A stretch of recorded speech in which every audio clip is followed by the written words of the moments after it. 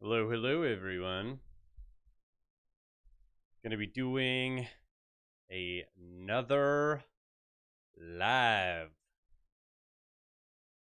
That is because there was too much that I wanted to talk about yet again.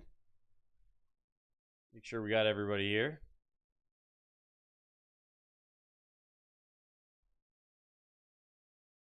Make sure that the mic is close enough.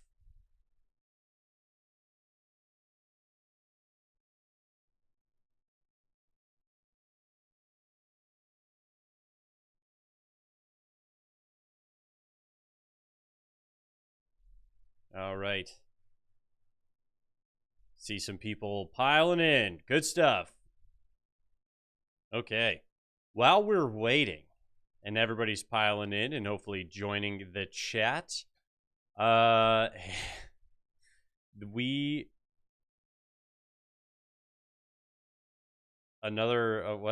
Somebody just commented something whack. But anyways, I don't know if you guys saw this, but here was this video, and I wanted to start off with this. This is not the main story, the main stuff that we're going to get into, but at the NHL game last night, the microphone wasn't working, and you saw an actual coming together of the American fans who decided to sing the Canadian national anthem. Again, this is we're just watching this. It's not the main story. If you're just tuning in, we're waiting for people to tune in and get started. Gangstar, what is going on? Okay, let's watch this clip quickly. From far and wide, okay, and on God,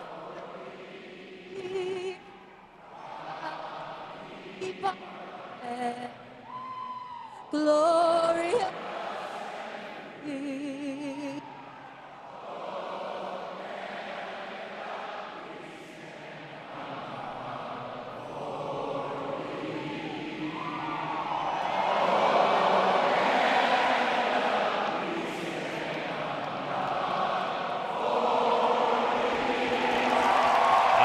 Hype stuff.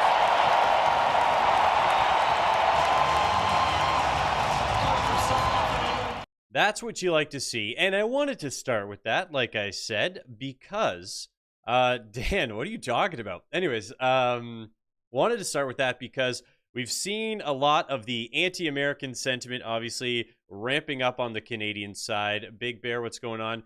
We've seen a lot of the dividing of the two populations between Canada and the U.S., and I'm sick of it.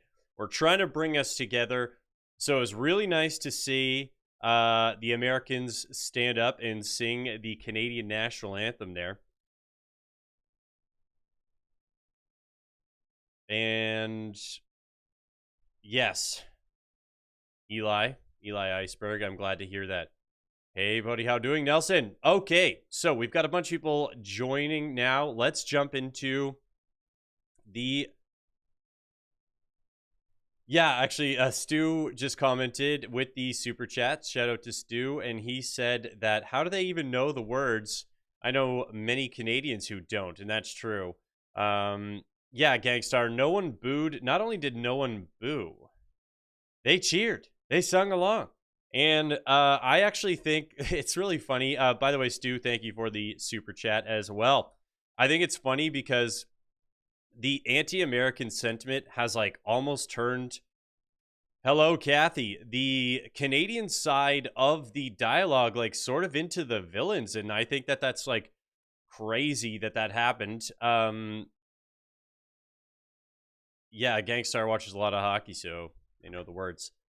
All right, and again, how this funnels into what we're going to get into with the story is because we've seen the dividing of the two populations. Like, oh, Canadians, we're not American. We got to defend ourselves against Americans. And the reason why we're doing a live today is because the stuff I want to get into, there's a lot of it, okay? So, what I'm going to do is, because I have a million tabs open, a million things I want to talk about, because there's a bunch of military updates, a bunch of stuff on the defense spending and some things that we're seeing, which is crazy. So let's get into this breaking story that we have right now. Again, connected because as much as Canadians are saying, like, we got to defend ourselves from Americans, maybe we should defend ourselves from this. So I'm going to record this separately. And this is going to be done and put into videos to watch separately. So I'm going to hit record here. And I will be paying attention to the chat as well. But this story is actually insane. So I cannot believe it. This was like an insane leaked military report that we got. All right. So first of all, shout out to Juno News, who was able to get their hands on this leaked report, which is crazy. But the CAF, Canadian Armed Forces Training Platoon, with 83% non-citizens, devolved into ethnic infighting. An explosive internal CAF report reveals a Quebec officer platoon dominated by non-citizens descended into the ethnic infighting. Okay, so let's get into this.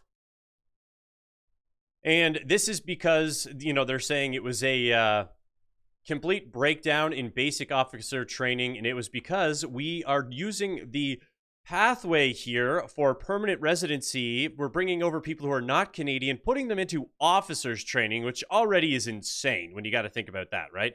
Okay. One French language platoon, which had over 80% non-citizens, was reportedly racked by an inability to communicate fluently, a lack of respect towards female CAF members, and infighting between Cameroonian and Côte d'Ivoire, or the Ivory Coast, if you will, candidates, which I've said this so many times. We are expected to bring over every group from all over the world and just have them be like, yeah, they're actually going to get along here.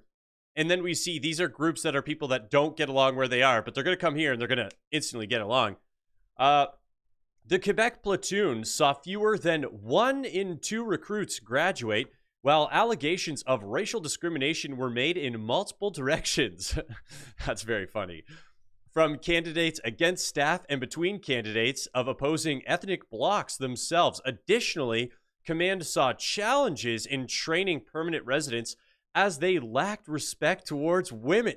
And we respect women on the channel. Peers and superiors. For many candidates, it is the first time they have lived with a member of the different sex, and for some, it is also the first time they've been expected to treat women as their peers.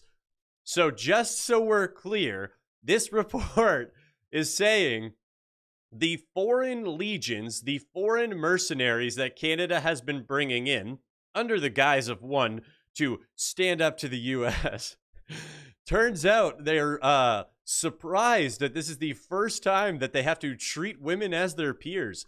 And this was explained in a confidential report.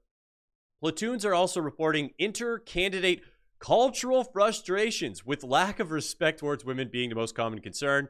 And Juno News is the one who obtained this document, and it was authored by School Commandant Lieutenant Colonel M.R. Keeley, if that's how you say it.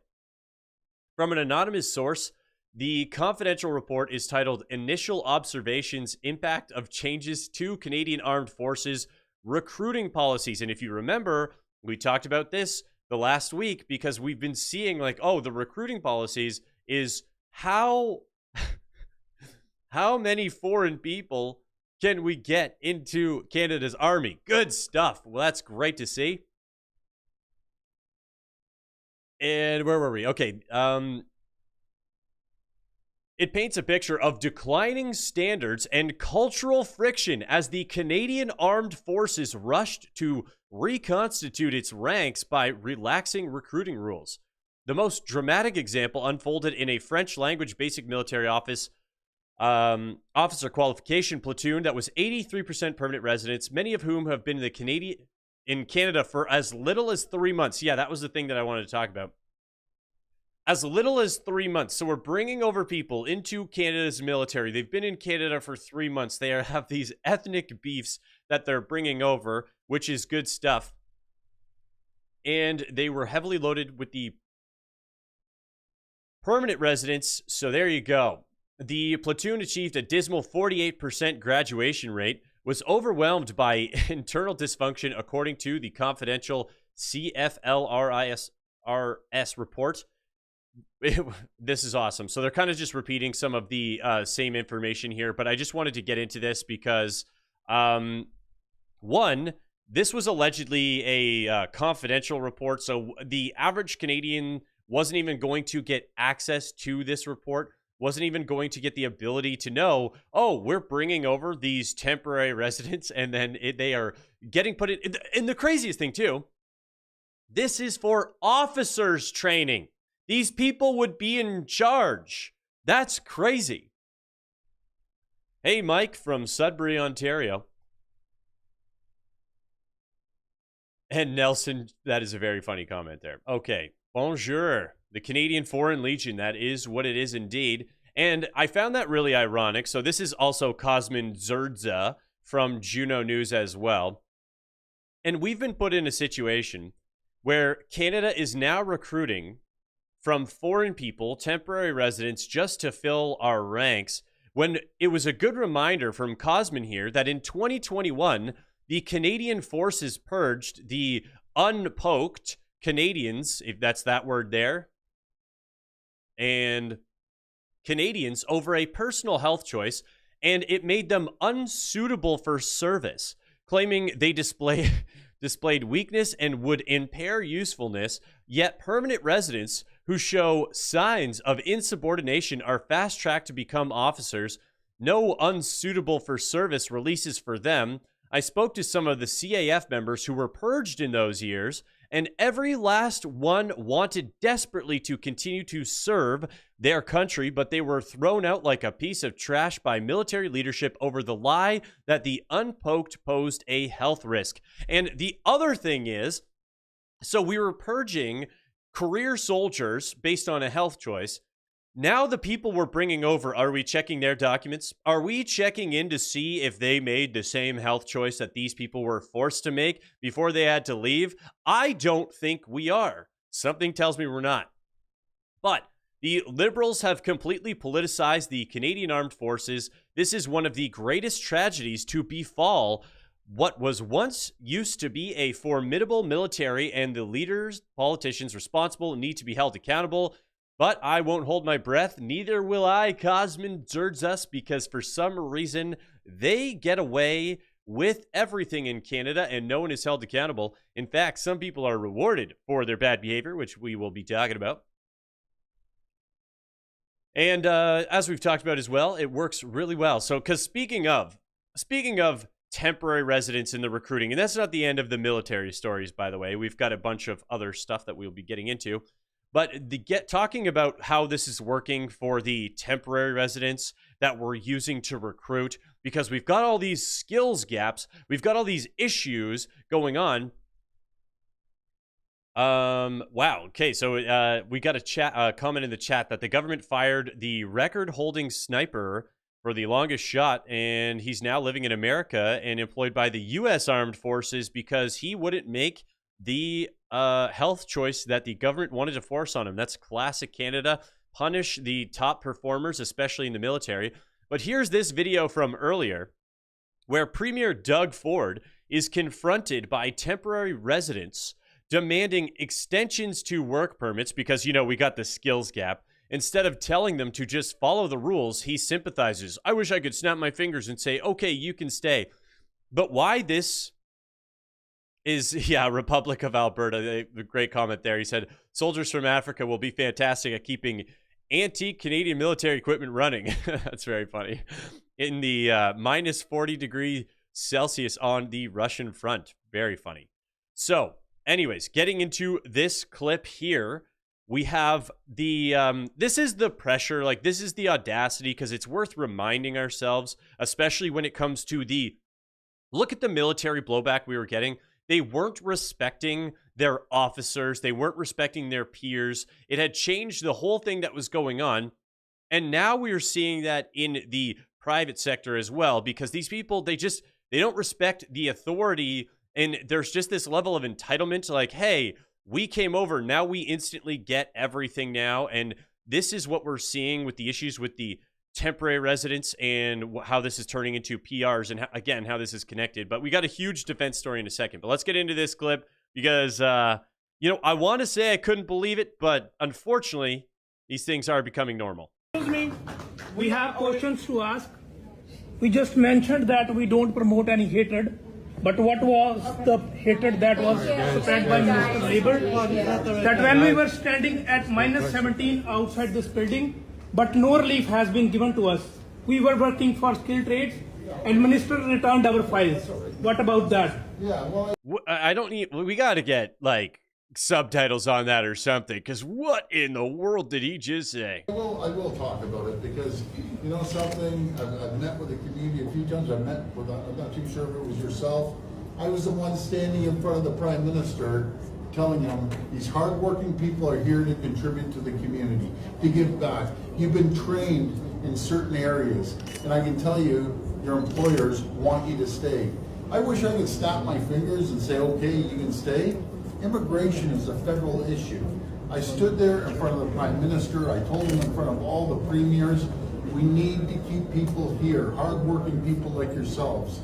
So, yes, Deja said it looks like Canada needs to borrow ice, and she is correct, because again, like we just saw with the new budget that came out, that we have a giant skills gap, and they have to go out of their way now to introduce new spending to just fill all the skills gap, fill all the training issues, fill all of these things. So we keep bringing over people. And what is this doing? It subverts wages, because first, like, look at that group around them. Those aren't people who are getting into the trades. You just don't see it. Although, funny enough, there's a funny video that came out recently about that. But we can see, so the Canadian government had said they were going to put more limits and slow the growth and the permits of the temporary residents, and they were lowering all their goals. That was specifically one of Carney's goals. But we are getting updates now that Canada is ramping up the temporary visa approvals despite fading demand, and Canada is approving temporary residents at an unusually brisk rate. Again, the IRCC data shows approvals of non-permanent residents applications and extensions surged in February, now at the third highest volume on record. It confirms a softening stance on immigration. However, weaker applications reveal global demand for these visas is fading fast, which, hey, if the only way that we're actually going to get it to slow down is if people are catching on that stuff's falling apart in Canada, then that's what we got to do. So I think alone, that story of the Foreign Legion and that leaked report that we got there, again, obviously would not be out there if we didn't have Juno News, was crazy. But why I said we also have some pretty insane defense changes, and this story surprised me personally. But if you guys haven't heard about it, we talked about it on the channel that Canada has been trying to get this international defense bank, but a lot of countries have been, you know, in competition to try and get it. And we just got breaking news moments ago about this bank specifically. But here is Canada talking about their the actual bank and bidding for it. Cities are competing to host a proposed international defense bank, a headquarters tied to billions in future security investment. And Mayor Mark Sutcliffe says it should be built right here in the National Capital Region, where there is already a rapidly growing defense sector. CTV's Caitlin Wilson joins us live now with more on this. Caitlin. Yeah, Patricia, global defense spending is surging, and allies are reorganizing how military technology is funded and developed. And Canada wants in. Now its biggest cities are competing to host a defense bank that could shape its future. This is crazy. Obviously, you know, this is the bid that they were trying to do, and we just found out that Canada has been chosen to host a new multinational defense bank, and that is the bank that we're talking about. We're going to get into the article in a second. But why I thought this was funny is because already they're, you know, the people are spinning it like, oh yeah, somehow this bank is us sticking it to the U.S. when it's not. This was previously expected to go to the U.S. First of all, it was always a contentious bank that lots of people were competing for. It was not expected to go to the U.S. So the people have to spin it like that, because like Canada can't just get a win.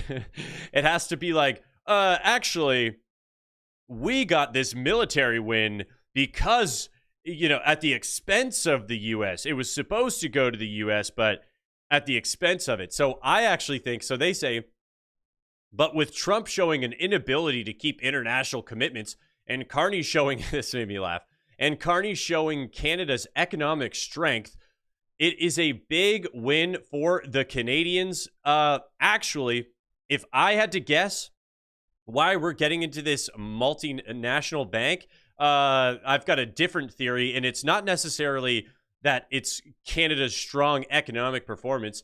Canada selected to host the new multinational defense bank, sources say, and this is literally, guys, like breaking from minutes ago, by the way. Canada has been selected as the host nation of a new multinational defense bank as negotiations among the founding countries ended in Montreal on Wednesday. According to two sources, the decision was made after the final of 3 rounds of negotiations hosted by Canada and involving the 19 founding countries of the Defense, Security, and Resilience Bank. The Globe is not identifying the sources who were not permitted to speak publicly about the matter, which also made me laugh, okay? This is leaked information about the International Defense Bank. This is a bank that is supposed to be high security, military grade, related. I would assume that finding out before we even get it announced, like, they are not permitted to speak publicly about the matter. Canadians who are in charge of this bank are already leaking information, okay? And that's a sign of my theory as to why Canada ended up getting this bank. Come on, guys. Okay, here we go. The other 18 founding countries have not been disclosed, though reports of some European countries such as Britain and Germany rejecting the bank have surfaced since it was first announced. Critics of the bank have questioned whether the institution is necessary when other defense financing initiatives such as the Security Action for Europe program already exists. Once established, the bank could include as many as 40 countries, all NATO members and their allies, and would provide long-term, low-cost financing for defense projects undertaken by participating countries. Negotiations took less time than anticipated, with the final 2 of 3 rounds held back-to-back, sources said. Other decisions made during the negotiations likely include the bank's Charter Treaties Chief Executive Officer, John Fragos, don't say his name incorrectly, Press Secretary for Finance Minister François-Philippe Champagne would not confirm Canada's selection as the host country on Wednesday. So it looks like we can't get the public statements. We just have the leaks. And the leaks for this defense bank, you've got this multinational defense bank. So Canada is building a global reputation of being a money laundering hub. They're even calling it maple washing. They're being specific to say that you want to, commit some financial crimes, you do it in Canada. And then you have this bank, which, again, some countries are calling unnecessary, which, Canada just joined this other SAFE program as well, the Security Action for Europe program. And you wonder, is this just getting put in because it is just another way to print government money? Like, are we seeing the creation of another government slush fund when it comes to defense spending and a money laundering inside of Canada? So I found that crazy. Catching up on the chat a little bit here. Okay, lending to help NATO nations meet their obligations. When does Canada meet the 5%? Great question. And Trainwreck, welcome. Welcome to everybody who's joining now. Yes, we got to kick out China.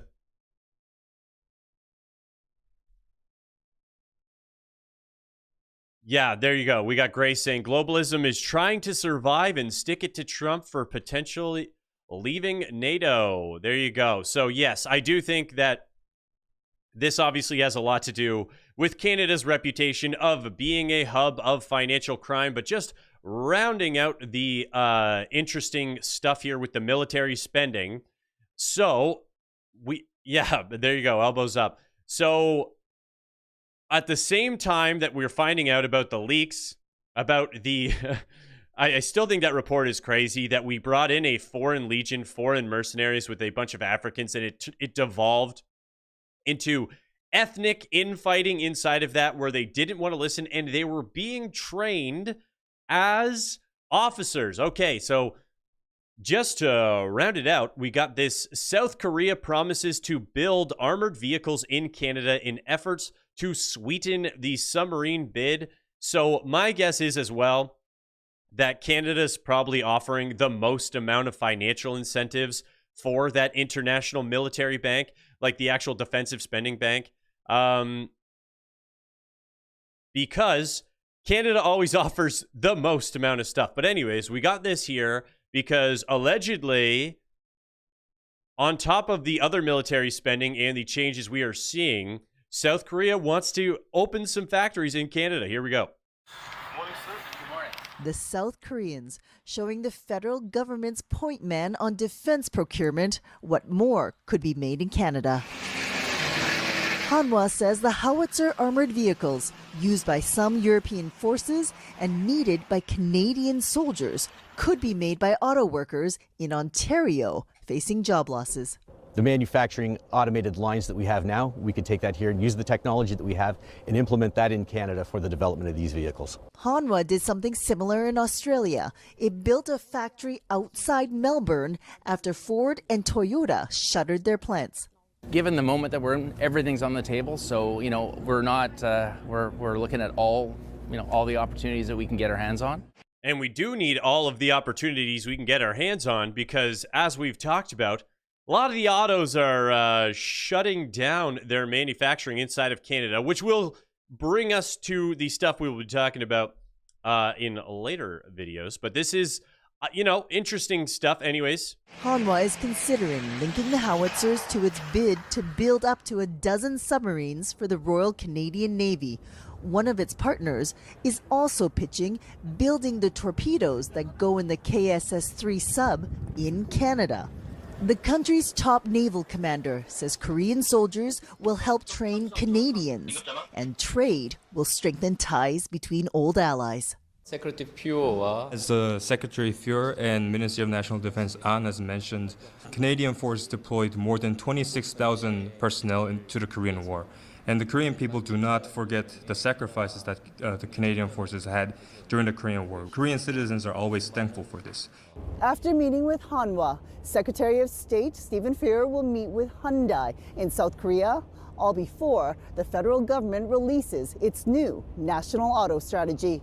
That's really interesting too, because that's another thing that we've talked about it on the channel. It hasn't got talked about a lot, but I think with all of the military changes that we're seeing and the negotiations going on, it seems interesting that we're trying to bring in Hyundai and other Korean brands when we are losing the American ones. There you go. So interesting stuff on the military spending and then the military bank stuff, because that is, again, breaking news that we're just getting. Okay, guys, I stopped hitting record there, so that will get posted as a separate clip. If you just came late to the stream and you're just joining us, I just recorded that, and I'm going to post that as a stream because there's so much as a clip, because there's a lot that I want to get over today. All right, let's catch up on the chat for all the people who are joining. Yeah, the track almost fell off. Yeah, that actually made me laugh when we were looking at the tank footage there, because it did kind of seem like they were a little janky. I don't know. I'm not a military equipment expert, but I don't know about that. Oh, Treese joining from Ottawa. Thank you.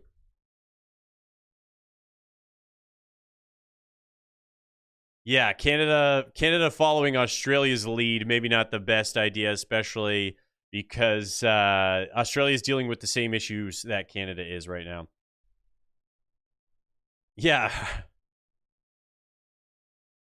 Wow, we got a lot of the regulars in the chat. Thank you, everybody, for joining. We got 1984, we got Deja, we got TVT, Dan Latour, DCN Star. There you go. Great.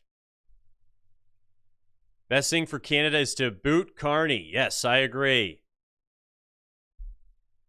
Snooky's in the chat as well. Is my audio better now? Okay, brought the mic a little closer.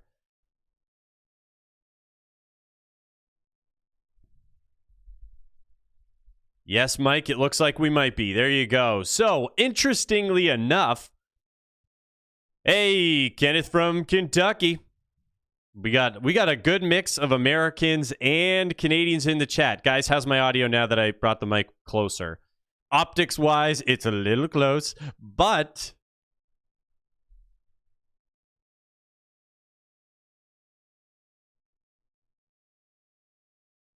audio is good. Thank you, Danielle, because we're about to get into the next stuff, okay? Because there actually have been, so it's not, stop spreading rumors. I am not, okay, there you go. They are stealing our pipelines. China is. All right. Alberta in the chat as well. Perfect. So, actually, we have a bunch of updates around Alberta separation today as well, which we will be getting into, because we are seeing a bunch of shenanigans coming from the mainstream media that has to do with Alberta separation. But getting into, speaking of why this connects well, is because she's talking about meeting with some of the Korean car companies and what we're looking at moving forward. But we just got this big piece of news today, so I'm going to hit the record button again. If you guys will bear with me, here we go.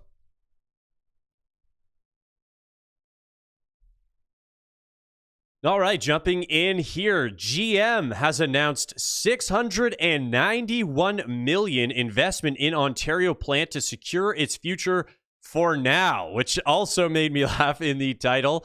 So this is a big deal because what we're seeing is GM, who has been actively shutting down their shifts, laying people off, committing to an additional $700 million in spending. First of all, they're upgrading one of their existing propulsion plants, which I found interesting. So what is this $700 million going to go to? Thank you for the super chat, Kenneth, by the way. General Motors says they will be investing the $691 million to upgrade its propulsion plant in St. Catharines, Ontario, where it makes V8 engines for the SUVs and pickup trucks. The investment comes after automaker in February laid off 500 workers and cut the third of its shift in the Oshawa plant. In 2025, it closed its plant in Ingersoll, Ontario, where it made the Bright Drop. I actually see the Bright Drop sometimes. Interesting. Electric delivery vans due to the low demand after spending $1 billion. And this is interestingly enough because they've been investing in the manufacturing on the U.S. side as well. And GM's, in these exact plants, GM's investment will allow its St. Catharines plant to become the third plant in North America able to produce the company's sixth generation V8 engines. The other two plants, both located in the United States of America, received slightly higher investments, which I also is funny. Like, they did receive slightly higher investments. Amounts in prior years. It gives the St. Catharines plant a key role in one of our most important segments. Ariane Souza Pereira, a General Motors Canada spokesperson said, "I would rather it's another proof point of commitment to Canada, of GM's commitment to Canada." And when it comes to the trade negotiations and everything we're seeing, I do find it interesting when these companies are making these commitments to Canada, because what do they see that we're missing? It's looking like the Canadian auto sector is probably one of the sectors that is going to remain contentious. So why would GM reinvest $700 million on the Canadian side of the border? And especially when they have other factories producing similar engines. I don't know. It's just always very confusing when they do that. But, it is not the only massive investment we got on the Canadian side of the border. Granted, this is from Shell, and this is not technically American investment. This is, I guess, if you want to say it falls under the foreign direct investment. Another reason why it's worth noting how easy it is to sort of let it slide with the foreign direct investment as if like this is a huge benefit to Canada. Like this is going to be a massive, this investment itself is $22 billion. So this is going to look like on paper that a foreign country is investing $22 billion into Canadian businesses. But we'll get into the details here. They're only buying this as an asset. It's not like a greenfield development. It's not something that they're going to be growing. It's something that they just want access to the reserve. So them owning it versus a Canadian company owning it, it's really not that beneficial. But here we go. Getting into this clip here. Eric, it is set to be one of the biggest Canadian oil patch deals in over a decade, with energy giant Shell planning to take over Alberta-based oil and gas producer ARC Resources. In a written statement, Shell's CEO says the $22 billion merger establishes Canada as a heartland for Shell. The Prime Minister labeling the move as a good sign. It's a vote of confidence in Canada. The deal comes as the federal government is aiming to fast-track two major LNG projects in British Columbia. Salism's, a proposed LNG export facility that would send over 20 billion cubic meters of natural gas to Asia annually, along with another project Shell co-owns, LNG Canada, which could double production. For Shell, they understand all of this, and so they could see strong returns from LNG Canada Phase 2, and from developing this, and from the liquids that are associated with it. And it's, bodes well for everything moving forward together. So one of the things that I saw in another video when I was doing research into this, basically, again, this was not Shell being like, wow, Canada is going to crush it and we just got to get a piece of Canada. I mean, they have put out some positive press, but ultimately what it came down to is of their existing assets, they were saying a lot of their reserves were falling into lower levels, and so they were trying to buy longer term access to oil reserves. This is what the transaction is. It's not, like I said, new greenfield development. That wasn't the overall play there. More Canadian energy agreements may be on the way, with companies seeking new oil suppliers due to global disruptions caused by the U.S.-Israeli war in Iran. I would not be surprised to see more happen this year, especially given the war and, the security issue is front and center now, and Canada looks at one of the more secure producers in the world. The Shell ARC deal is still going through regulatory approvals, Eric, but the companies are hoping to close the deal later this year. So my favorite part about this, once again, we have to thank Donald Trump for this investment. The only reason they're investing is because of what's going on in the Strait of Hormuz, okay? So once again, if you want something done, if you want investment to happen, thank you to Donald Trump for actually getting stuff done inside of Canada. And it's funny how it all connects when we see about the investment bank from the defense perspective and all of these things that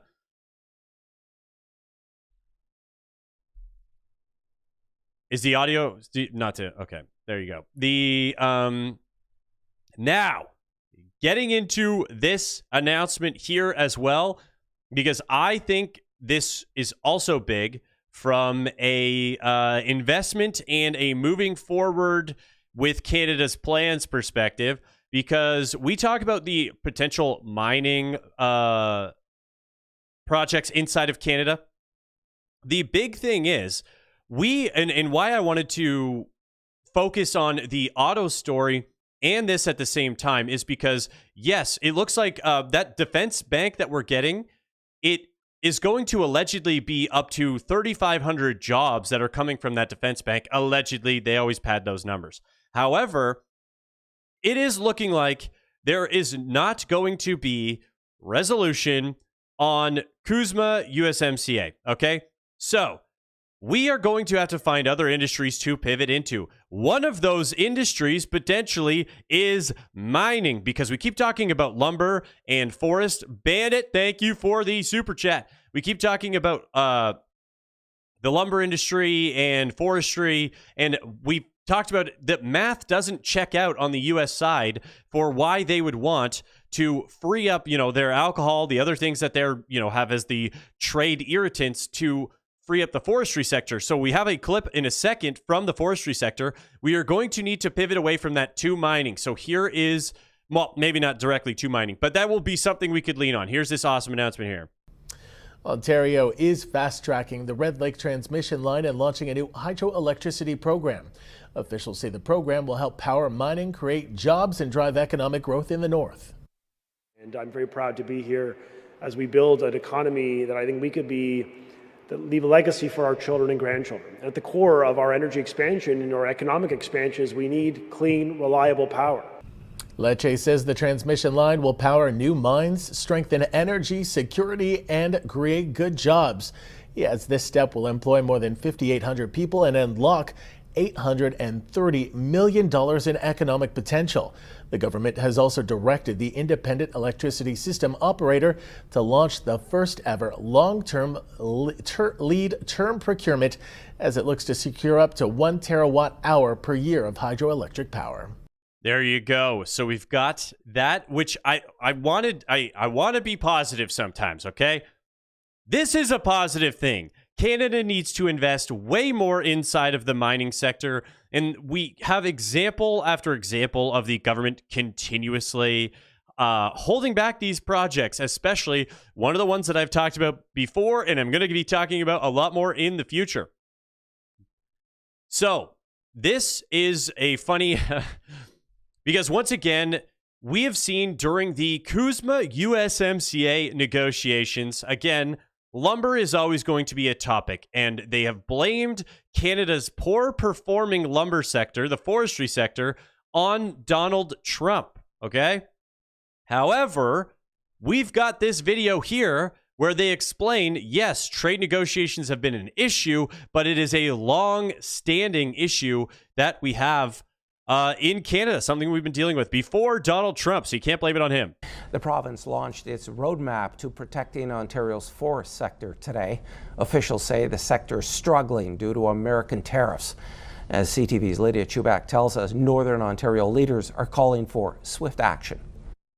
The province says its roadmap to protecting Ontario's forest sector focuses on defending workers, communities, and businesses by working with the federal government to reduce the impact of American tariffs and duties. Last year, we put on almost 10,000 kilometers across the province, engaging with the sector communities and Indigenous partners about what they saw we needed to be doing and how. It's amazing that just everything, every single step of every project, even today, the Conservative Party from BC did a land acknowledgement to start their meeting. They literally did a land acknowledgement. So somehow every single step of every single project got to be around that. How we needed to be adapting to what the realities of today are. Holland says more details about the plan will be released in the next few weeks.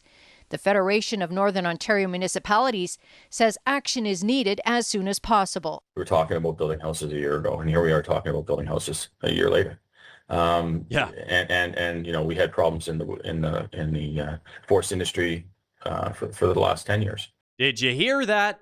Did you hear that elbows up crowd and the liberals who seem to think that it's exclusively a Donald Trump problem?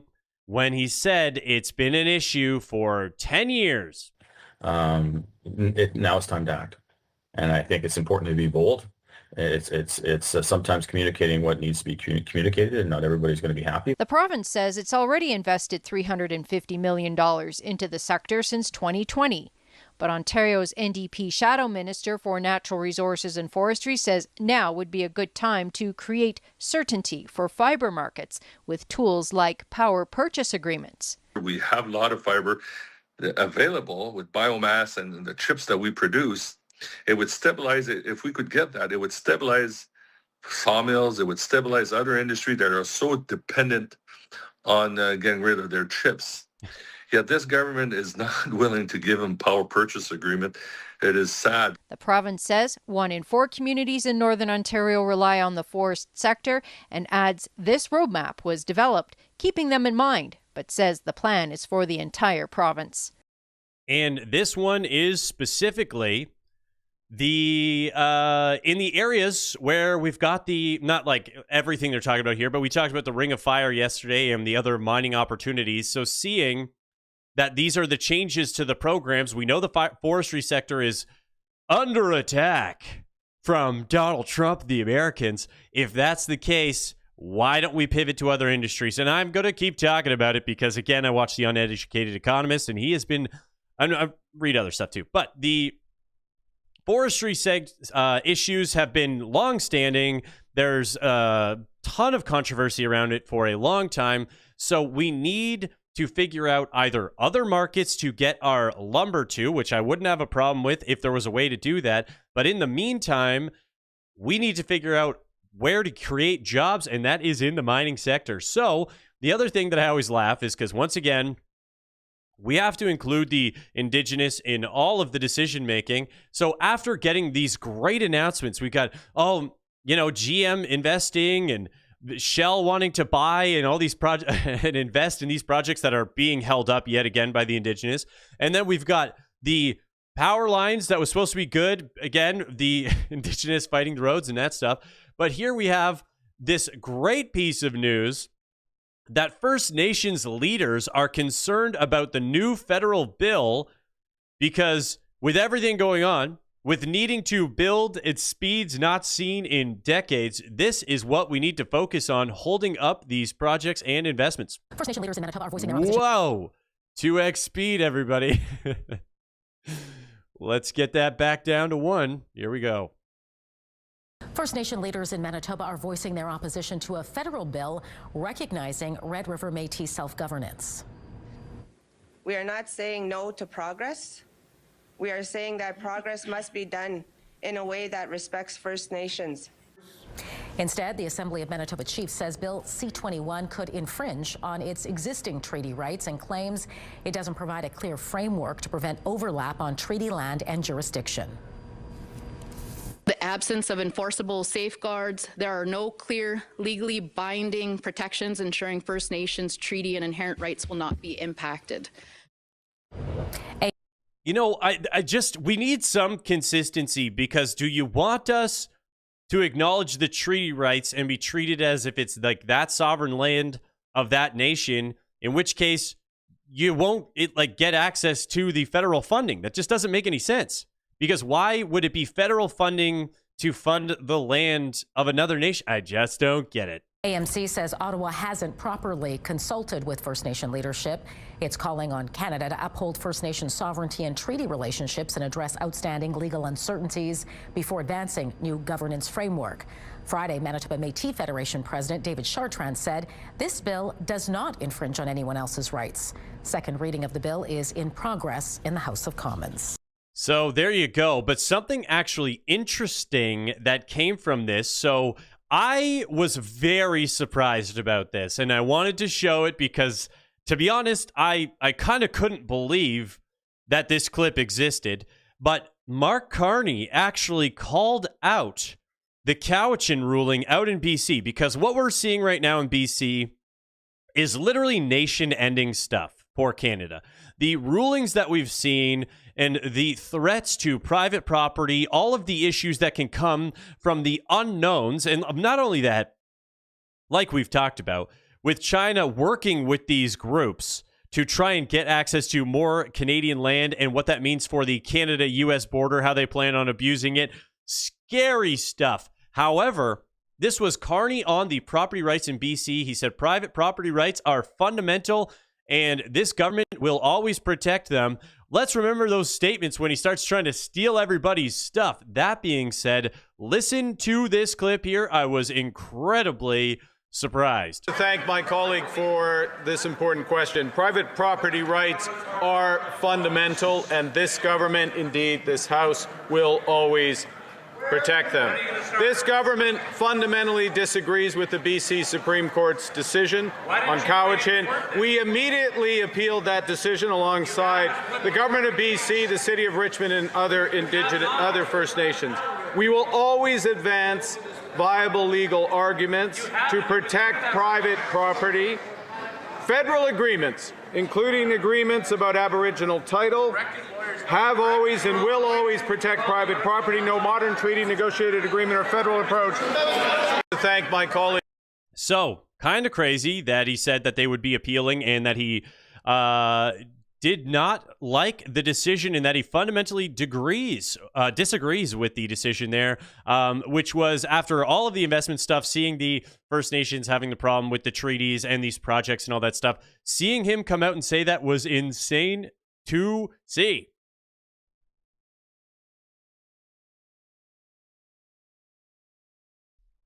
All right. So, catching up on the chat here, you guys were commenting a bunch of funny stuff while I was doing that. And then Grace actually came in with a question here. And Grace said, what do you mean on the plan on abusing our border? So, what we've seen, I don't know if you guys watched this video. We talked about it briefly. But China has been working with the indigenous population inside of Canada. And what they do is, allegedly, however, this has been caught multiple times, but there are a lot of reserves and native land that actually crosses the Canada-U.S. border. So essentially, there's no security that's allowed to happen there because it is private native land. But they give the access to Chinese investors who are trying to get access to resources and steal our pipelines. But also, basically, criminal activity. It helps them facilitate over the border because there's no border checks. If it's native land that crosses over the border into the U.S. or into Canada, there's just literally no security or border checks there. So there you go. It is a huge issue, potential for abuse there, and it is allegedly happening.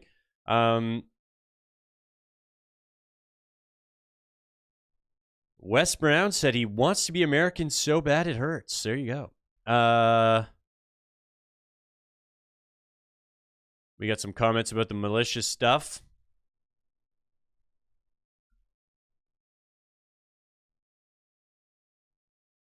Trying to steal our pipelines. Bueno Kitty. Yes, indeed.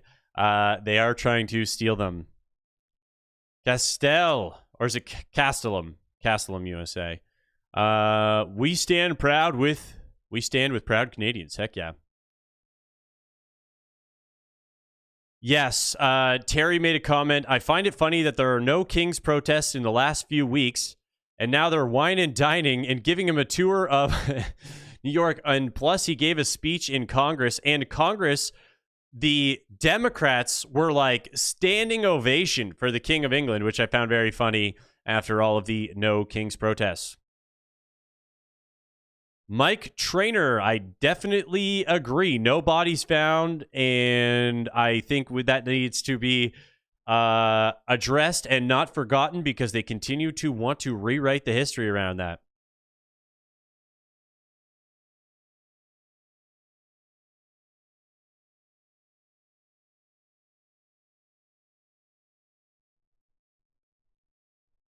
There you go. Crazy stuff. So we have a lot more to get into.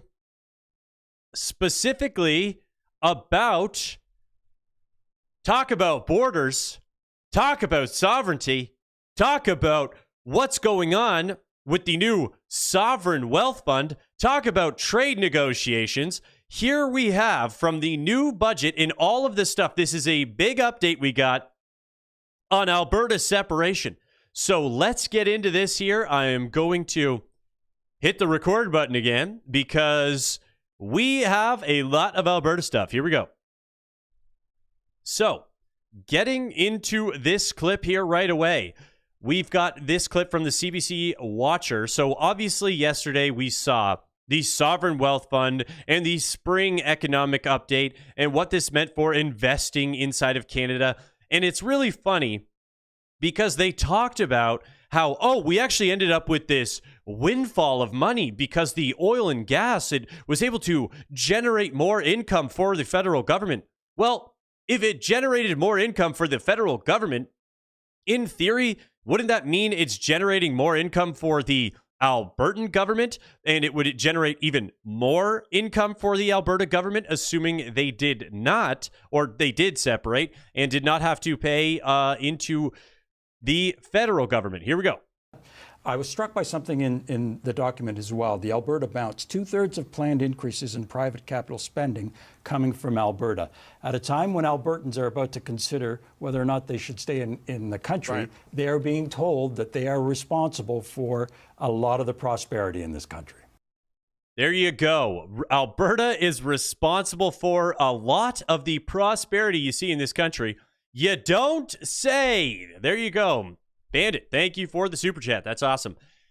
And getting into the cost, getting into the prosperity, this is stuff that is being held back by Mark Carney and the Liberals. This is real, tangible money that could be benefiting Canada. And obviously, as we continue to listen to the Elbows Up crowd, here we go.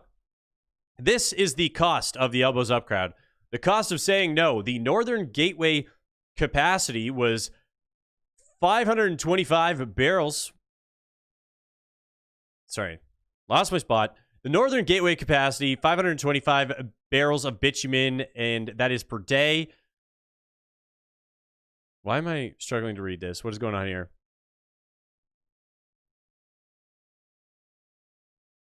Oh, there you go. Okay, the 400 barrels at the CAD of 125 a barrel at Tidewater, because the strait was closed for 60 days, it's $3 billion in lost revenue from just the amount of time that the Strait of Hormuz was closed. So it is $3 billion in lost revenue. And now we know the government royalties and taxes is 33%. That equals $1 billion. So $1 billion equals 10,000 nurses, 29 new schools, and that's what we have given up from not having Northern Gateway just since the Strait of Hormuz was closed. These are the opportunity costs for Alberta. And when you start to shrink Alberta into being one nation, if they were to separate, what is $1 billion worth in extra government income on top of everything else? What is that worth? And this is why you can see the separation issues continues to heat up, because here's the cost. Here's the risk of not being able to be free and self-govern. So we got this video here, again, having to do with the separation. Albertans push back on a lack of information surrounding the government referendum. And it's interesting here that they can never just give like positive coverage on the Alberta separation. So what they have to do here is show the people who are saying, oh no, it's only one-sided. So we're actually starting our own website so we can get the real truth out there. We can get the real information in front of the Albertans. Nearly identical websites, but with very different messages. Albertans looking for information on this fall's provincial referendum could think they're seeing double. I thought, oh, wouldn't it be funny to build a spoof website that sort of showed but the whole picture. Stephen Ilozchuk launched his Alberta referendum website, spelled D-U-M-B, to counter the UCP's own. Very clever. Oh, well, it's a referendum page. This is just a rural Albertan guy who's tired of these sort of one-sided arguments and trying to give everybody all the information. One group is taking things a step further. Our Alberta Advantage says it submitted a challenge to Elections Alberta over the province's immigration questions.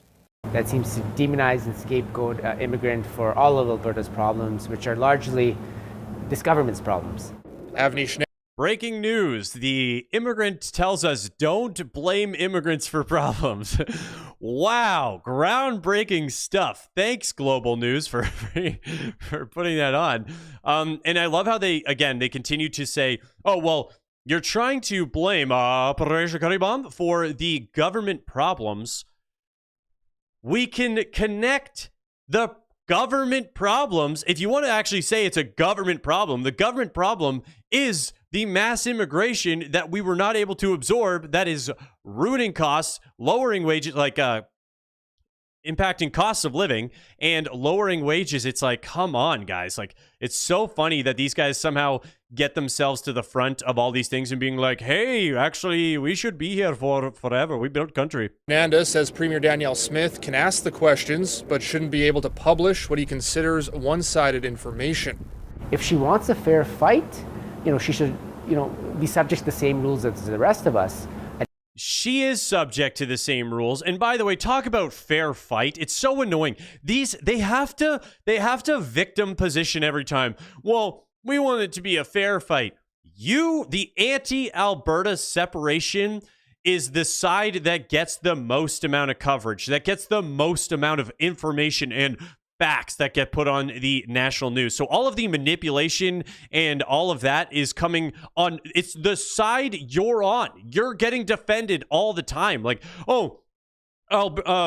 Danielle Smith needs to play within the rules. She needs to have the same. You have a national media engine, a full media mouthpiece on your side telling the Alberta separatists that they're wrong and dumb in supporting that. And not use the government purse. The province says its website was developed to provide clear information about the referendums. In a statement, the Justice Ministry says restrictions on government advertising and publications that would apply to a referendum held in conjunction with a general or local authorities election do not apply to a standalone referendum. Smith has said the province will be advocating for its position. Being that we are, as a government, are looking to a mandate, it's entirely appropriate that it would be government resources. Opponents hope Albertans look beyond those resources before they make their own decision in October. I just think it's important that Albertans have all the facts when they go to answer these questions.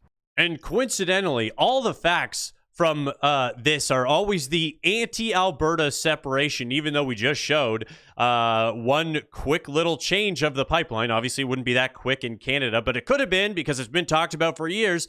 Could have been billions of dollars in new revenue in just the amount of time that the Strait of Hormuz was closed, and they didn't stop it there. We got this second video here. Most Albertans still would vote against separation. New poll finds because they can't allow any level of positive momentum for the Alberta separation, and I can't believe I've become such an Alberta separatist, but I guess I am at this point, because I personally think this is probably one of the few and only ways to actually save Canada. Let's make sure we're back to normal speed here. There we go. A new poll done for CBC News suggests Albertans haven't changed their minds about the province going it alone. Janet Brown Opinion Research randomly surveyed 1,200 Albertans over 2 weeks. Despite long lines at petition signings and full venues at independence rallies across the province, the poll suggests in the last year, support for separation fell by 1 point. 27% of respondents said they'd vote to separate, and 67% said they'd vote against. The movement's been around a long time. It's gotten noisier in recent months, but they don't seem to be growing their support. It's getting louder, but it's not growing. I just don't agree with that, because, I'm a perfect example because I love Canada. So I used to be like, when the talks, because Alberta separation, like they said, it's been talked about for a very long time. So me, the average person, was like, I think I'd prefer Canada stay together. But as time's gone by, for one, once I learned the actual detail of the billions and billions of dollars that we're talking about in the equalization payments. So the equalization payments alone is a strong economic argument for Alberta to separate. And that's on existing revenues. Now, if we want to talk about missed opportunity and the potential, like I've talked about many times, I think it's like almost 90% of Alberta's trade is currently done in USD. So the amount of projects that, if they could get approved and go through the United States, by the way, multiple projects from Canada are already getting diverted down through the US because they know it's easier to deal with them, including potash and other things that are getting new terminals set up and new ports, all because it's easier to deal with the US. So every time actually, if Alberta separates, they're going to end up landlocked. They're landlocked now! They're landlocked now! And you're holding back all the projects now. So the idea, you know what? That would be worse. No. Imagine they become a sovereign area and nation, whatever you want to call it, I guess, at that point. and then they start trading and negotiating with the United States, I think that would work out pretty well for them. And let's let them continue in their nonsense here. The poll reveals more about who is most likely to support the movement. The data suggests that UCP supporters, for example, are far more likely to vote in favor of separating than NDP supporters. And the pollster says money. There's the NDP supporters. We've got the real meeting of the minds there. Like, surprise, surprise, these guys don't want Alberta to be a separate nation. I wonder why. Also plays a role. So having a relatively high income, but finding it difficult to get by on that high income, it's one of the strongest predictors of whether you're a separatist or not. I found that fact so funny. So having a high income and finding it hard to get by on that income is one of the reasons you will be an Alberta separatist, because the lower income people are like, how much free stuff can we get from the government? If Alberta becomes like a prosperous nation and starts to approve all these things, I'll have to work again, especially a lot of the immigrants through Operation Curry Bomb, and all these scammers are like, well, which one am I going to get the most government benefits from? And it sounds like the federal government is going to promise me more government benefits. So maybe I don't want to leave. I don't want to leave Canada because of all the free stuff we've been getting, especially if you're an asylum seeker or you're any of these other people who get polled. And then you're like, oh yeah, you're going to lose a lot of these benefits if we leave, but there'll be more jobs. It's going to be more economically productive. It's going to be a better producing nation. They're like, sounds like a lot of work. I'd prefer the free stuff. One political scientist says he doubts the numbers will change. Those that believe it a lot. Those that oppose it a lot. And they're not going to be moved by arguments. Less than a third of respondents said they expect separatists to win a referendum. One self-proclaimed pure Alberta separatist is hoping for the best. Unfortunately, despite my optimism, I don't think we'll succeed. But I do want to get a better position within Confederation. Best case scenario, we're independent. Second best, we get a better position within Confederation. Horrible scenario is we get told to bugger off. Stay Free Alberta has until Saturday to gather signatures on separating from Canada. Its leader. See, even just the manipulation that they did there. They have until Saturday to gather signatures. They've already confirmed they've hit the signature goal. But because they can't be like so pro, like, oh, they're already smashing through the goals. They've already hit it. They hit it way before the deadline. But, you know, they can't do that. Has to be letting us know, oh, they have until Saturday to see if they'll hit the goal. Well, told CBC News in March, polls are irrelevant. This poll surveyed 1,200 people across Alberta. Its margin of error was plus or minus 2. They are irrelevant.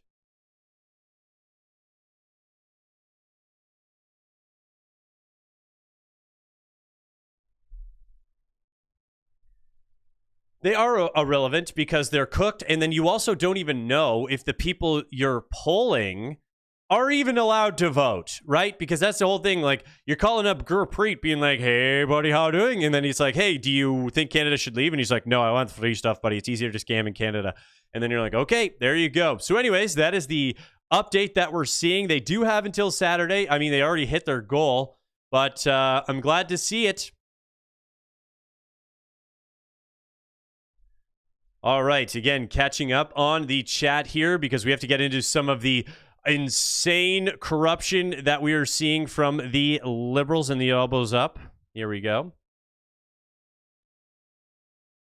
Carney is here for his 20% carried interest in a renewable fund he started at Brookfield. At the low end, it is paying him $200 to $300 million. At the high end, $1.2 billion. He is using Canada to get there. Yes, Stu. So I think it is true that, because I just watched another video just on how instrumental Carney has been in the global, not just Canada, the global adoption in all of the green, renewable, all of that stuff, not like just nonsense. He was on boards. He had seats in so many different boards that had to do specifically with like renewables and green stuff. And then you wonder, like, oh, coincidentally, he's going to make all this money from these projects that he's forcing Canadians into, like the frickin', gotta calm down or I'm going to get heated. But the Pathways project is a $26 billion fart catching machine, okay? $26 billion for the first phase to just catch farts. That's all they're doing. And it's going to turn into $50 billion, all right? There you go. Frickin' crazy stuff. Oh, yeah, we're seeing some gas prices in the chats. Feel free to comment the gas prices that you guys are seeing in your area, because I actually am curious.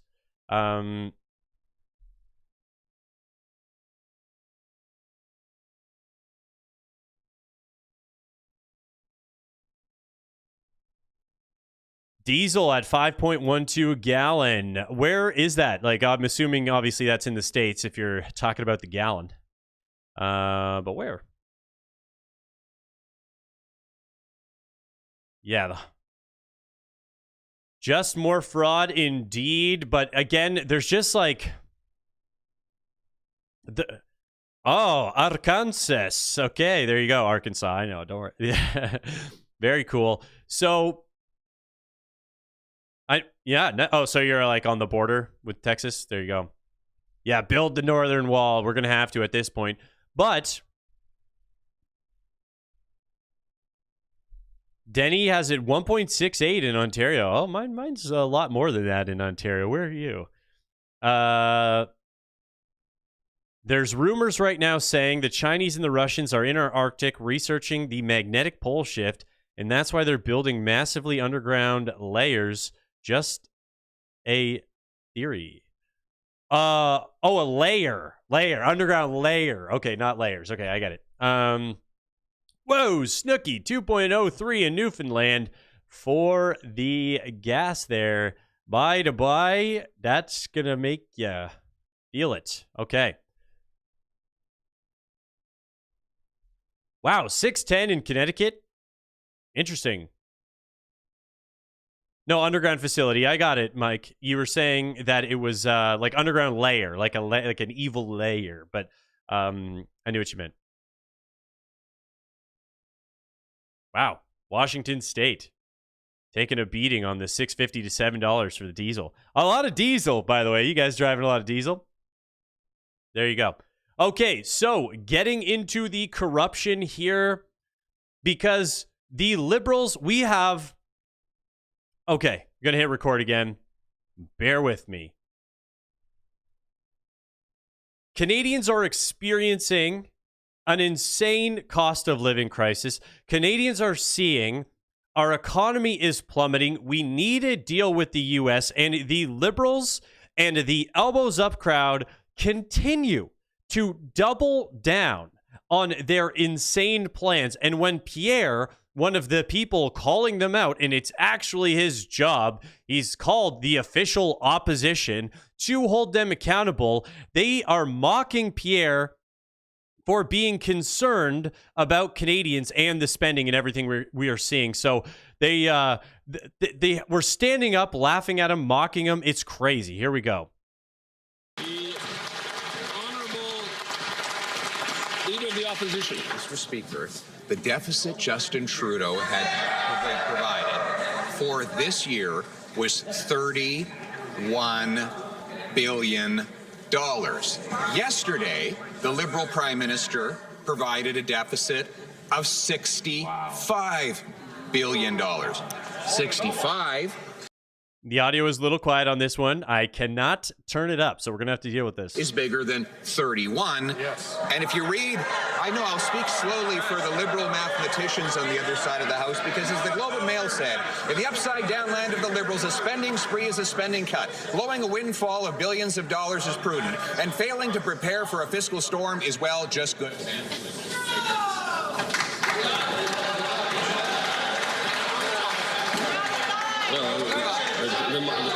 Time's up.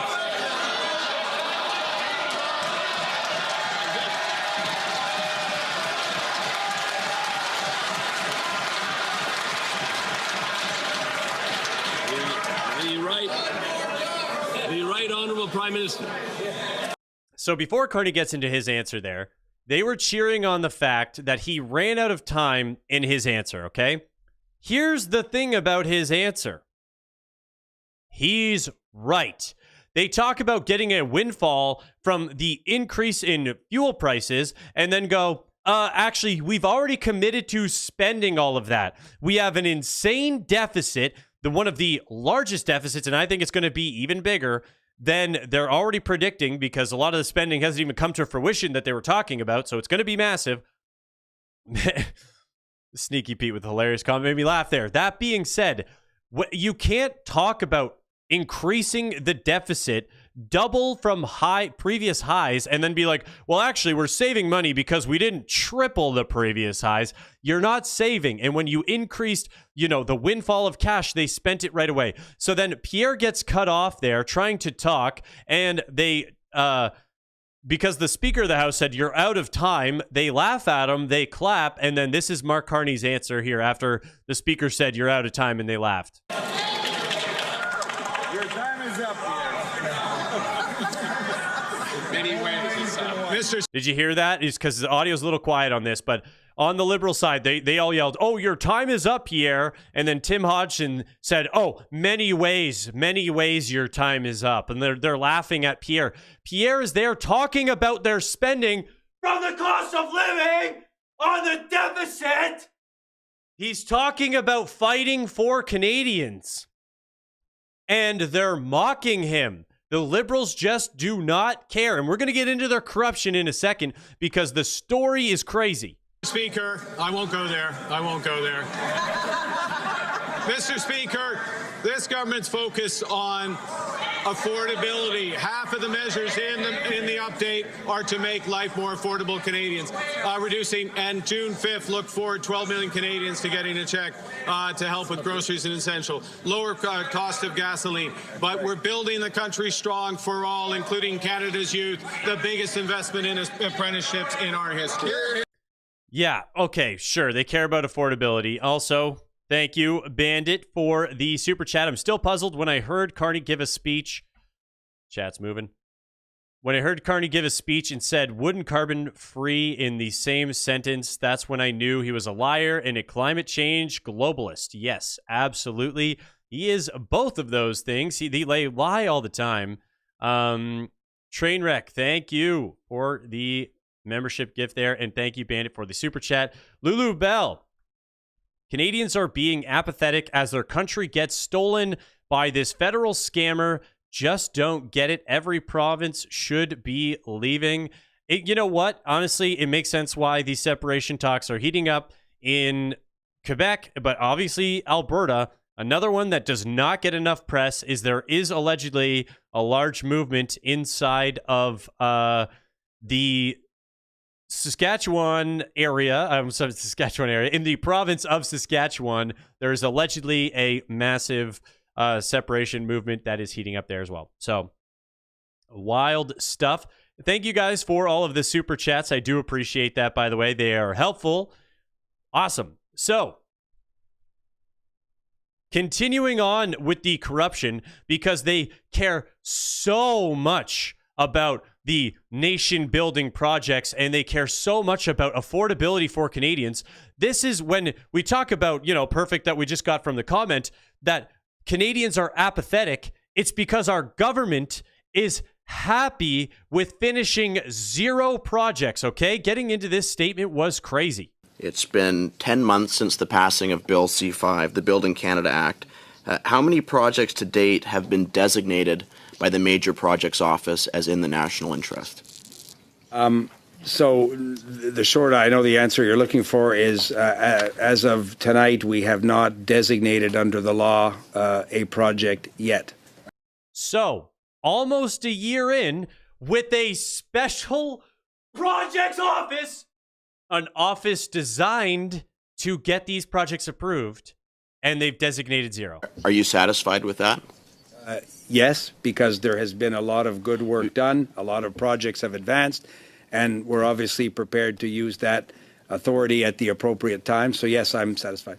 Okay, my understanding was that was the primary purpose, or one of the primary purposes of Bill C-5 was to get these projects designated as in the national interest. But yet it's been almost a year since the passing of the law. We're sitting at 0. If you're satisfied with that, will you be satisfied in 6 more months if that number is still 0, or 6 more months after that? And when are you expecting the first project to be designated by the Major Project Office as in the national interest, if ever?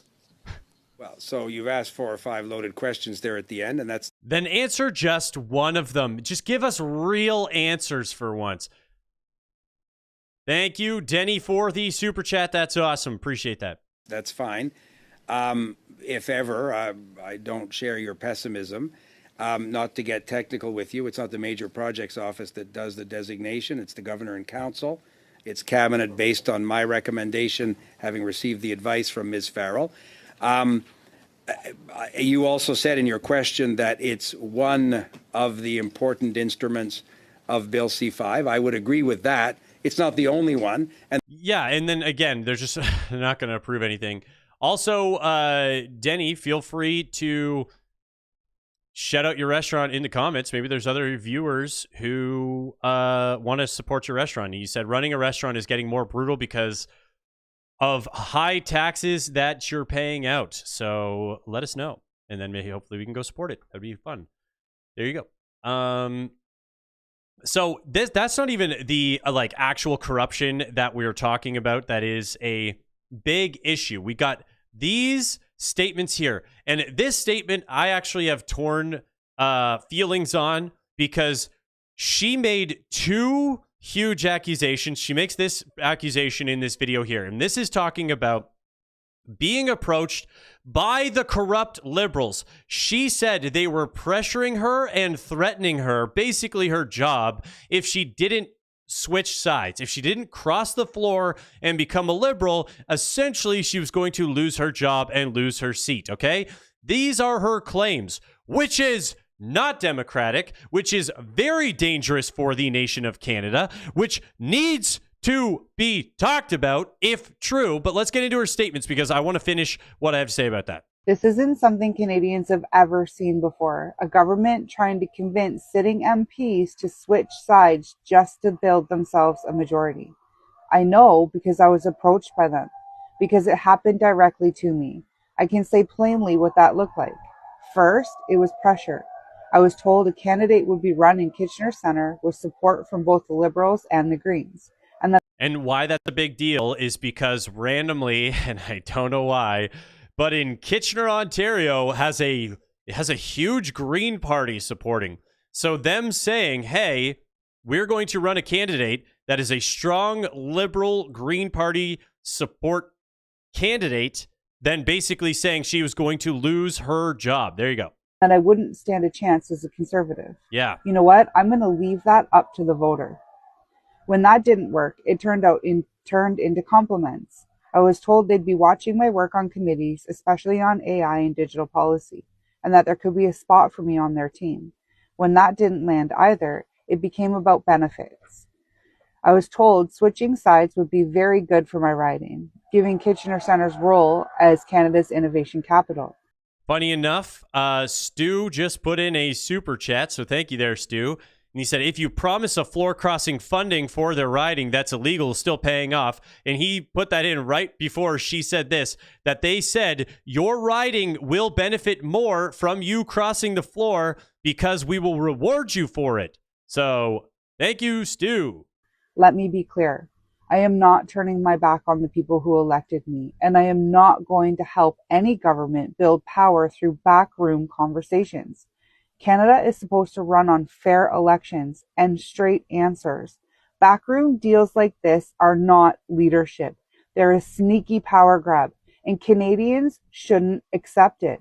This is exactly why they need to keep committee structure as elected, not recruited.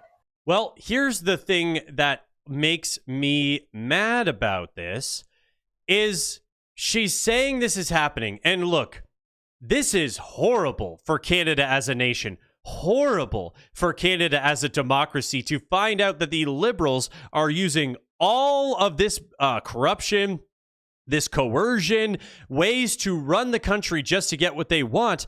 The other thing that I get annoyed with, name names. Name the exact people who came and proposed and threatened you and said all of that stuff. Like every single time, we've had so many conservative MPs lately. Actually, I was approached because they came over and they offered this and they said this. Who? Who said it? Say the name. Let us know. We should be able to know who these thugs are, who they're sending around to threaten you with your job, losing your job, or bribing you, whatever level of corruption or coercion they're using. Name the names. That's what we need to know, okay? And then none of them do. So, Kelly, say the names. You're officially getting called out, Kelly. Name the people who told you to do this. Name the people. The greasy, corrupt, freak losers who tried to manipulate you. Name them by name. And if you're too scared to do it, you shouldn't be, because you put this officially on the record in the House. You said that you have been asked to cross the floor, and you said no, and you specifically stated it in the House. You made it official. You made a public record. Name the names. We're going to have to get that going, because if we don't, we are going to allow the Liberals and the elbows up to continue their insane levels of corruption, because there's no accountability. There's accusations, there's theories, and then because nobody gives any names, nobody provides anything, the Liberals, the elbows up, all of them go, well, that's actually a conspiracy theory, when we know it's happening. Here's a perfect example.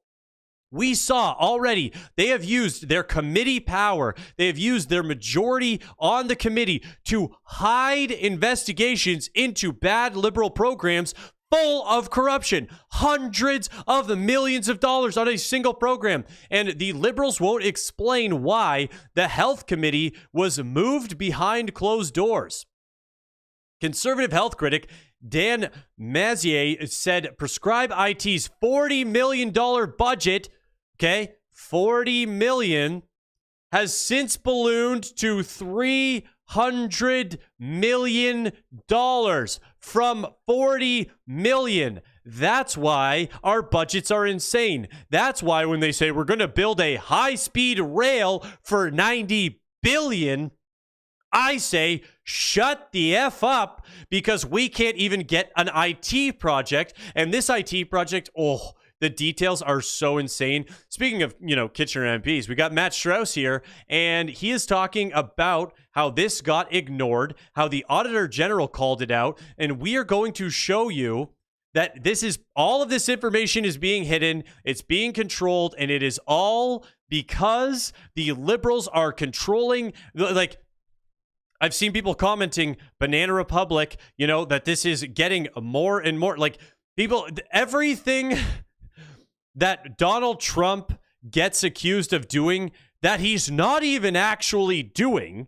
He's not actually a threat to democracy. He's not actually manipulating these, votes and these committees and all of these things. He follows all of the rules. We are seeing it happen from the Liberals. There you go. Here we go. Let's get into this. My name is Matt Strauss. I'm the Member of Parliament for Kitchener South Hespeler. And I have practiced medicine throughout Ontario over the last 13 years in London, Kitchener, Guelph, and Kingston. At no time over those 13 years did I ever have even the option to send a prescription with Prescribe IT. So they blew $300 million on a program that didn't even roll out to any place that I ever worked. $300 million blown on a $40 million budget, and Matt, as a doctor, never even saw the system over 10 years. No wonder more than 95% of prescriptions are not made through this platform as of today. Even so, the segment of physicians who do use this platform, like Dr. Boltson in St. Thomas, Ontario, feel that the rug is being pulled out from under them. The program is being shut down abruptly on May 29th. The Liberal government gave Canada Health Infoway $300 million. That money is gone. And they plan to give another $50 million to that same organization to pivot to some other solution. That's the crazy thing. That was the crazy thing. They've already, the budget was 40 million. Then they cost 300 million. And now they're saying, hey, to shut down this project, which the 300 million, and the project's not even done. They didn't even complete the project. But to shut down the project, they need another 50 million.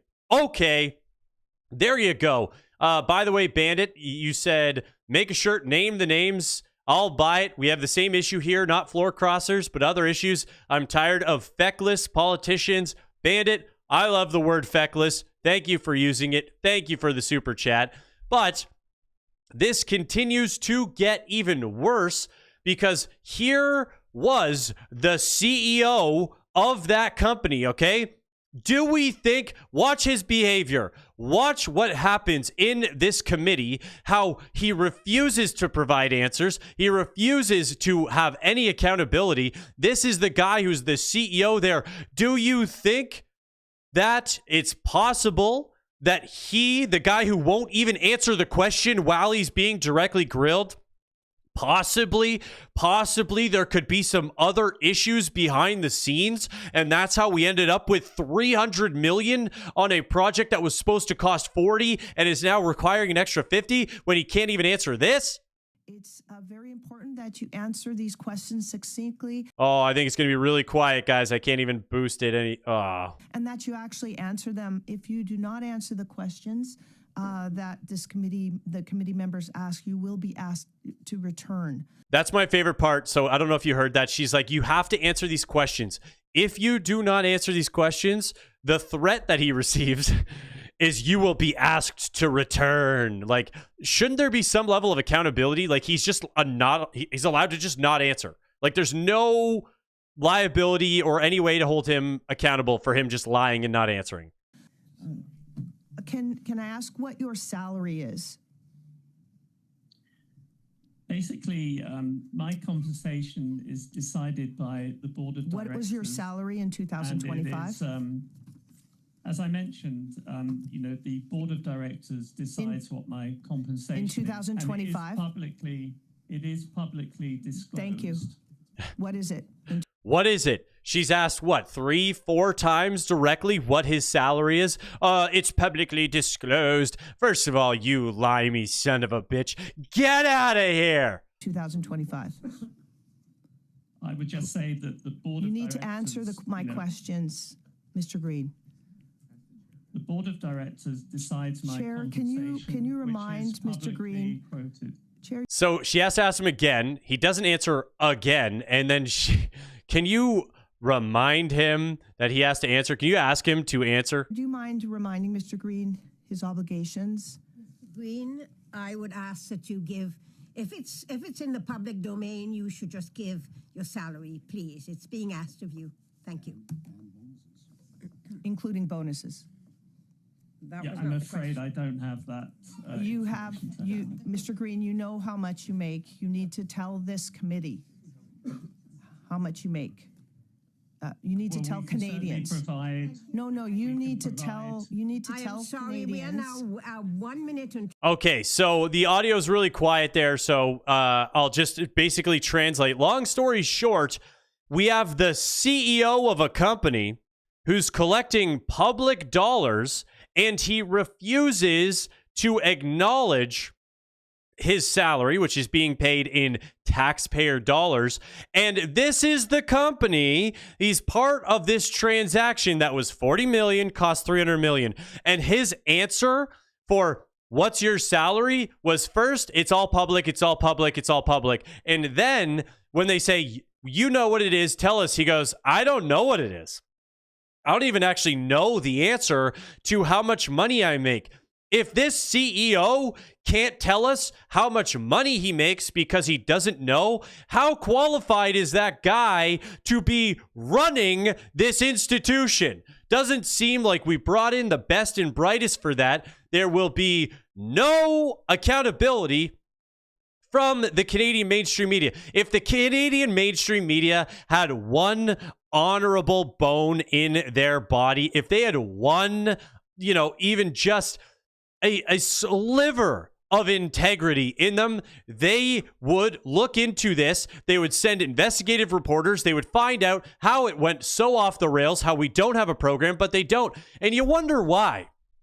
You wonder why they don't. Well, maybe it's because the government announced plans to cover 1/3 of newsroom labor costs for Bell, Rogers, and Chorus. Doubling the labor journalism tax credit scope is worth tens of millions of dollars and would insert government tax supports into nearly all of news operations. There you go, guys. There's Canada in a nutshell. We have government-funded mouthpieces, government-funded media. That's why they don't talk about when we have full foreign legions inside of Canada who are inside of the army failing out, getting paid for because of, ethnic disagreements inside of our own army. This is why they don't talk about the liberal corruption. This is why they don't talk about how these billions of dollars gets wasted and just absolutely stolen because they are paid. They are literally paid by the government to stay silent. We are seeing these are buy-offs right here for them to shut up and not push back on the government.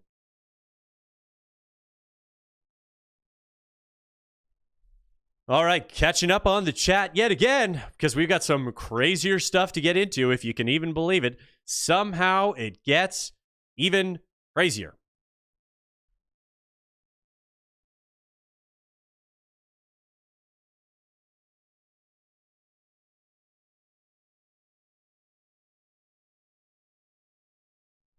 All right.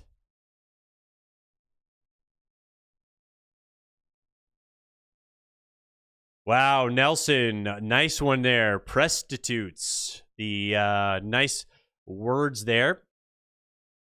That's actually, I've never heard that before, but that's very fitting for Canada. Prostitutes. Canadian Bacon supported Trump for 10 years. There you go.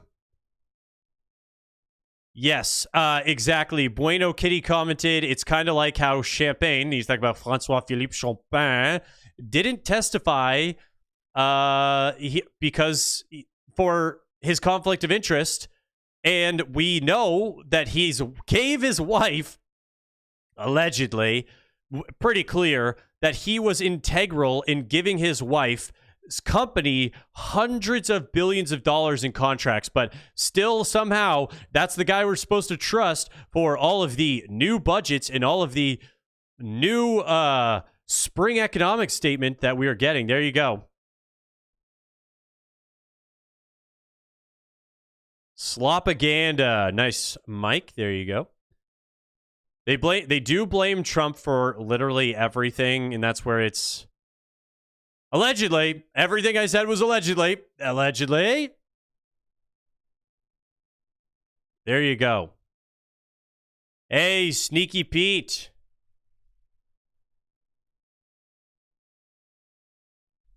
Well, yeah, I mean, to be honest, the owning the Brookfield ETF publicly, probably not an amazing look for Pierre, but at the same time, I mean, it's Canadian ETF specifically, I believe. So I don't know. I can't comment on that too much because I'm not like 100%. I haven't looked into the exact details of it, but I mean, I do agree. Like, if you can't beat them, join them. You may as well at that point. No Dios. Hey, what's going on?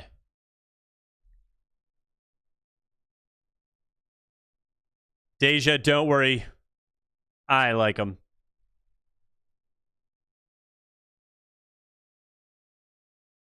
Yeah, exactly. Matthew said it right there. If you have any Canadian ETF at all, like if you're a Canadian who invests in any Canadian ETFs, there's like a 99% chance Brookfield's in there somewhere, which is a lot different than Mark Carney owning millions of Brookfield stock directly, which is a big deal. There you go. So getting into the next stuff here, we've got two more things that we are going to get into. And they are, like I said, even crazier and even more frustrating. And I'm going to have to calm down because I keep screaming. I keep ripping in and tearing, but we're having a good time. Thanks for all the comments in there too, guys. And all the super chats. I do appreciate those for everybody who has sent those so far. Okay, here we go. So let's get into the next topic here.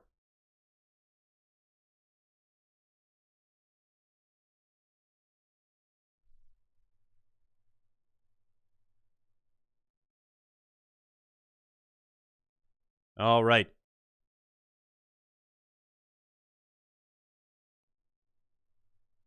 So jumping into this right away, insane leftist judge grants the killer of 16 a temporary stay from deportation to India for PTSD. You've got to be kidding me. And it's very important for the next clip that we get into for us to pay attention to this lady, and I'm saying lady's photo right there, because this is the leftist judge who decided to absolutely do this complete miscarriage of justice here. But let's get into the clip. A federal judge has granted a last-minute reprieve for the truck driver responsible for the deadly Humboldt Broncos bus crash. Friday's decision temporarily prevents Jaskirat Singh Sidhu's deportation to India, which was scheduled for Monday. In April 2018, Sidhu drove through a stop sign and into the path of the bus, carrying the Saskatchewan Junior Hockey League team, killing 16 people.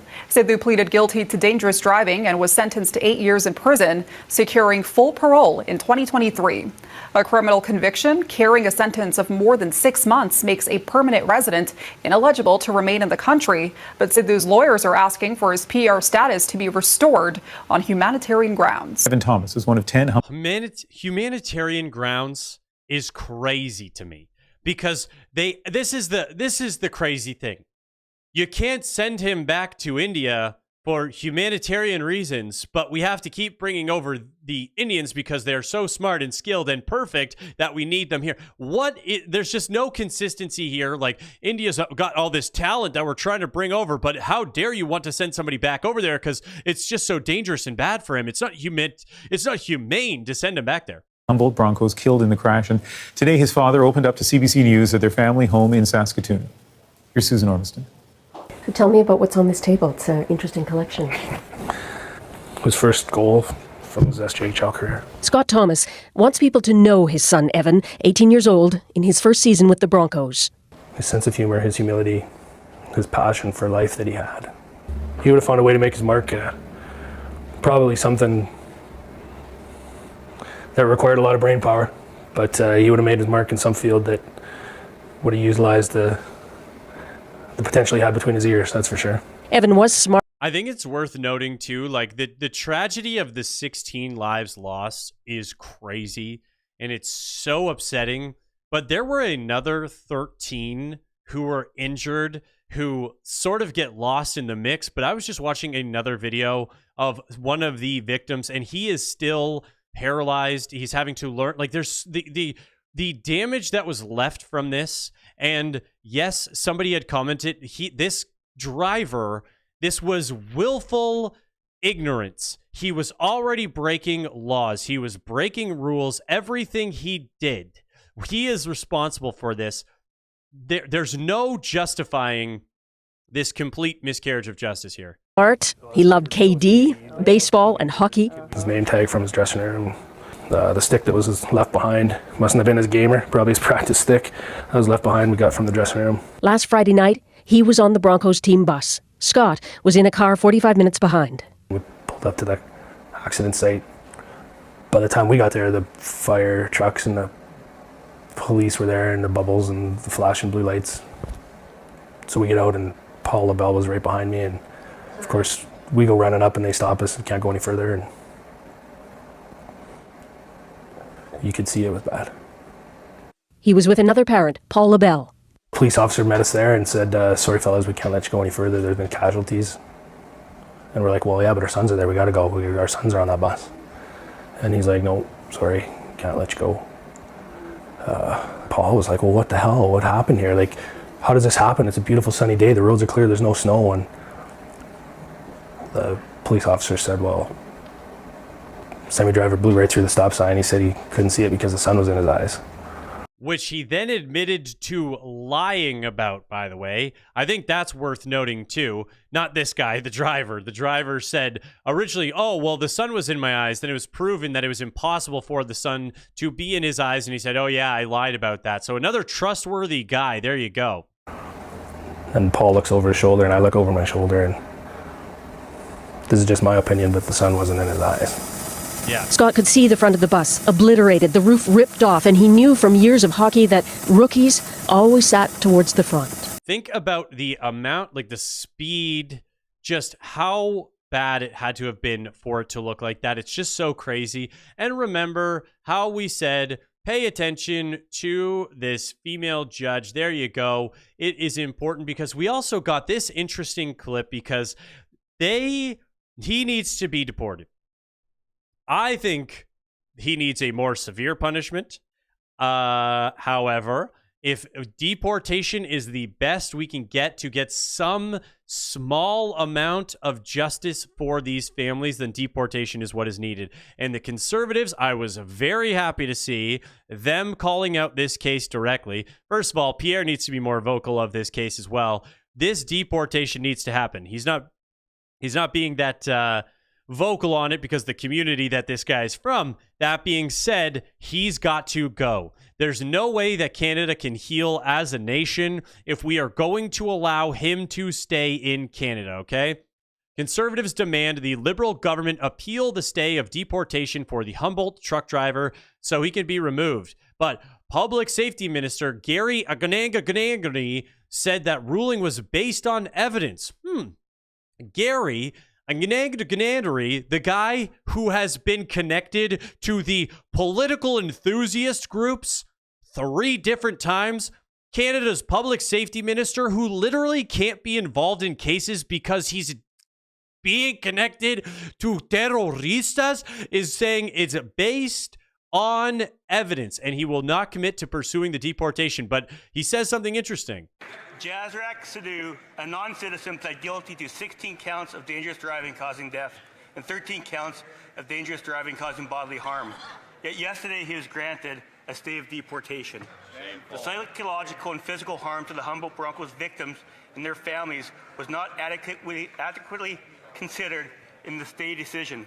To the Minister of Public Safety, will the Liberals appeal this decision and allow the families and victims of the families to be interveners? Here. The Honourable Minister of Public Safety. Mr. Speaker, let me first express my deepest condolences.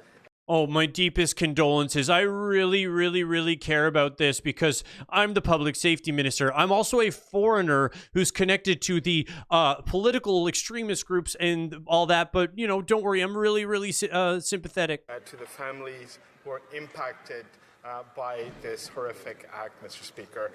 The decision of the federal court yesterday is that of a judge who, based on the evidence in front of him, made that decision.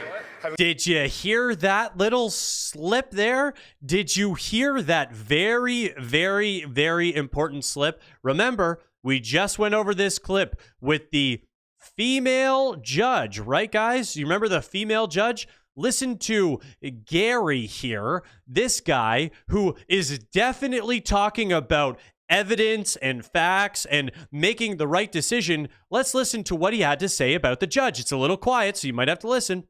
The federal court yesterday is that of a judge who, based on the evidence in front of him, made that decision. Based on the evidence in front of him.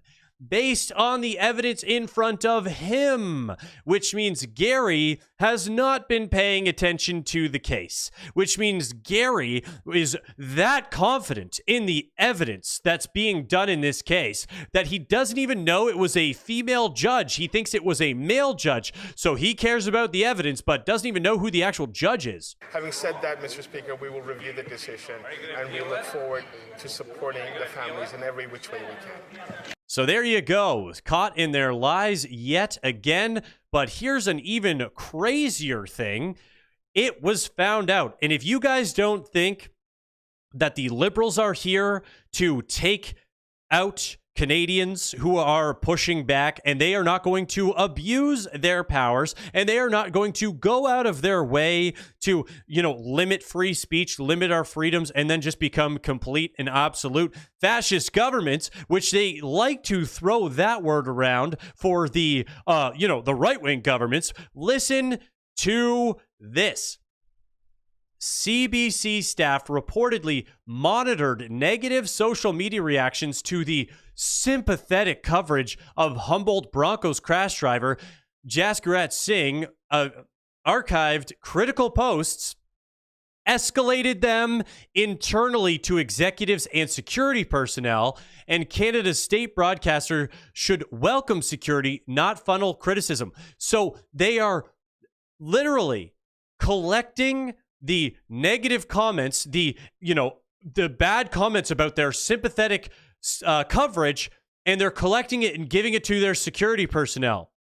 So the government mouthpiece media, directly funded by the government, is now collecting negative comments about their stuff and then escalating it to the security personnel. I wonder what they're going to do with that. I wonder if this is going to mean anything in the future, where if you're caught speaking against the mainstream media paid for by the government, they're now going to collect your information and then provide it to security agencies. That's good to see. Very, very suspicious there at the very least. And that was just one example of the media and of the Liberals using their power to silence Canadians and abuse their power, because of course they couldn't, because we care about Canadians, we care about the facts, we care about protecting Canadians, we care about all of these things, but yet during the budget, they decided to sneak through the fact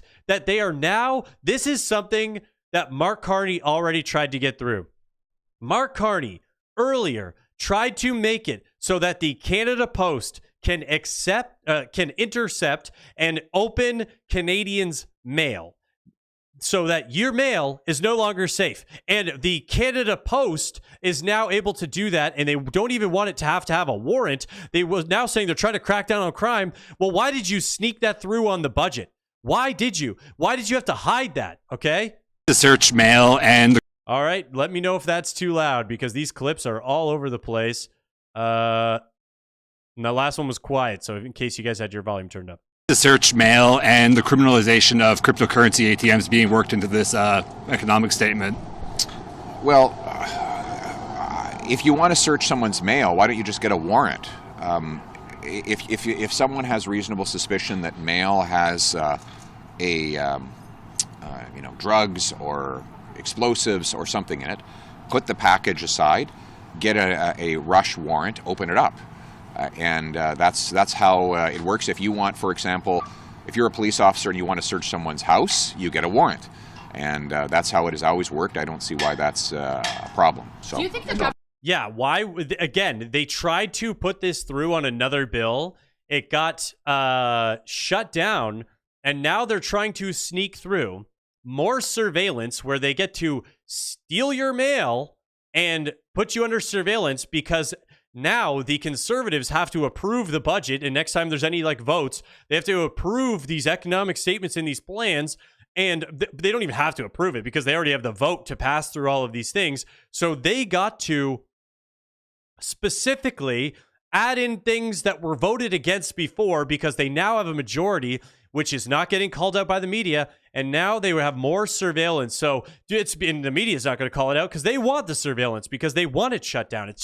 It's so insane to me, the abuse of power that we are seeing, because now things that were told no, they're shoving through. Canadians will suffer. This is crazy. Canadians, pay attention. Americans, come save us. Send in Donald Trump.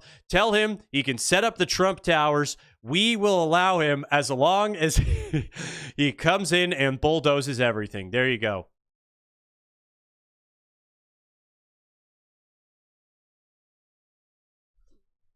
Mail is going to be canceled. I don't know about that.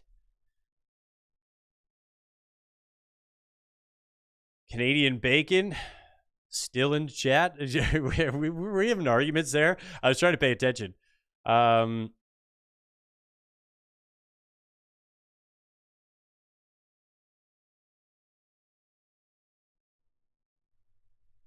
you go. They debanked people who have invested in crypto, according to Sheezy. I'm not sure about that. I haven't heard about them debanking people who invest in crypto. Actually, a lot of the banks are offering more crypto tools, so I don't know about that. Yeah, the Bill C-15, that's the new one, Bueno Kitty, where basically the MPs have access. Is that you're talking about, where they have the access to even like our internet records and everything? Crazy.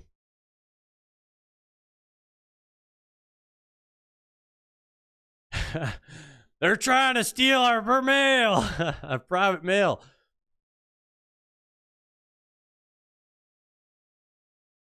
Mike Trainer, those are some very funny steps there.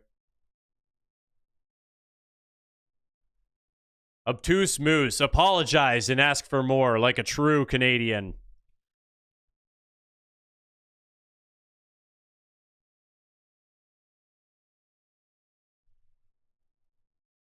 Stu, that it is true that if Trump stopped buying Canadian oil, we would be done. But like, it is the energy and the infrastructure there is, it's too integral to both countries. Both countries need the oil moving.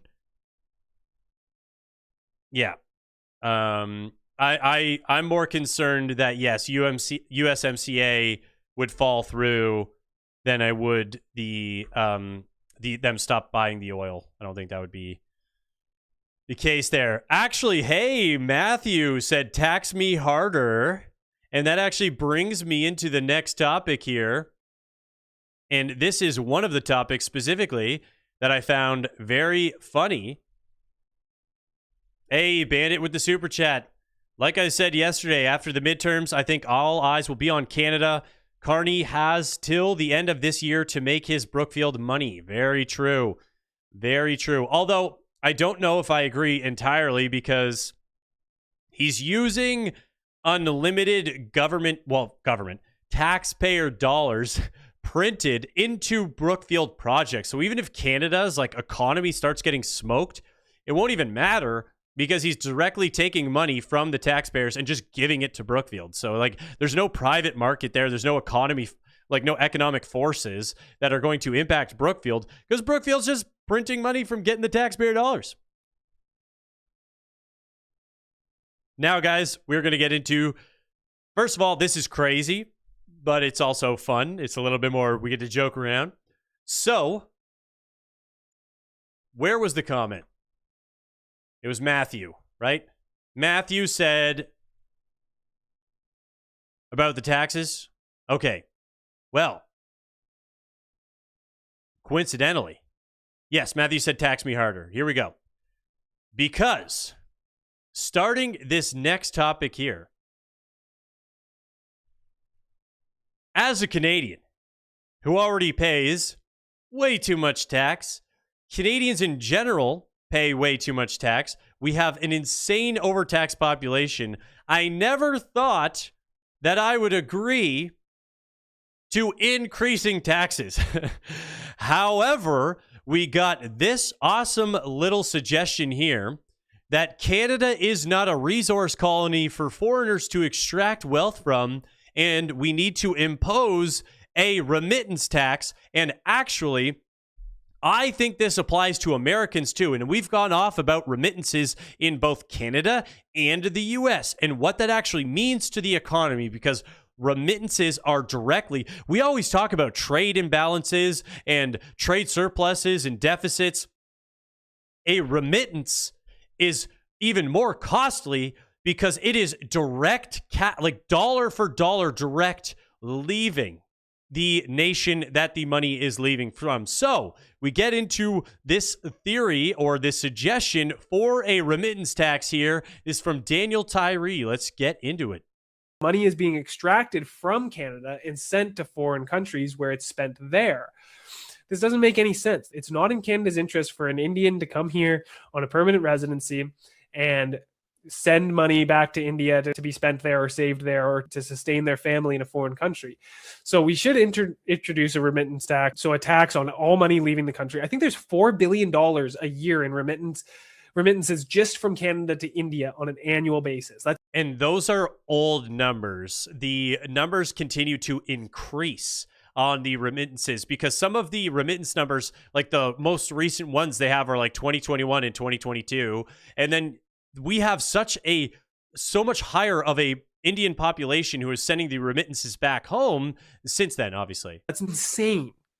That is a significant portion of Canada's overall GDP being just sent out of our country. So we can tax this money, which will discourage the practice of remittances whilst funding the Canadian government to implement further remigration plans, right?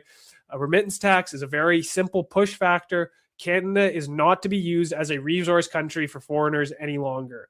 Not only is it a good idea because of the actual economic damage that happens to Canada when you allow the remittances to leave, the economic damage that happens to the U.S. in the same way, because that's money leaving the economy. So it's also, when you talk about the velocity of money and the exchanging of hands, it's actually way more expensive than just the dollar for dollar.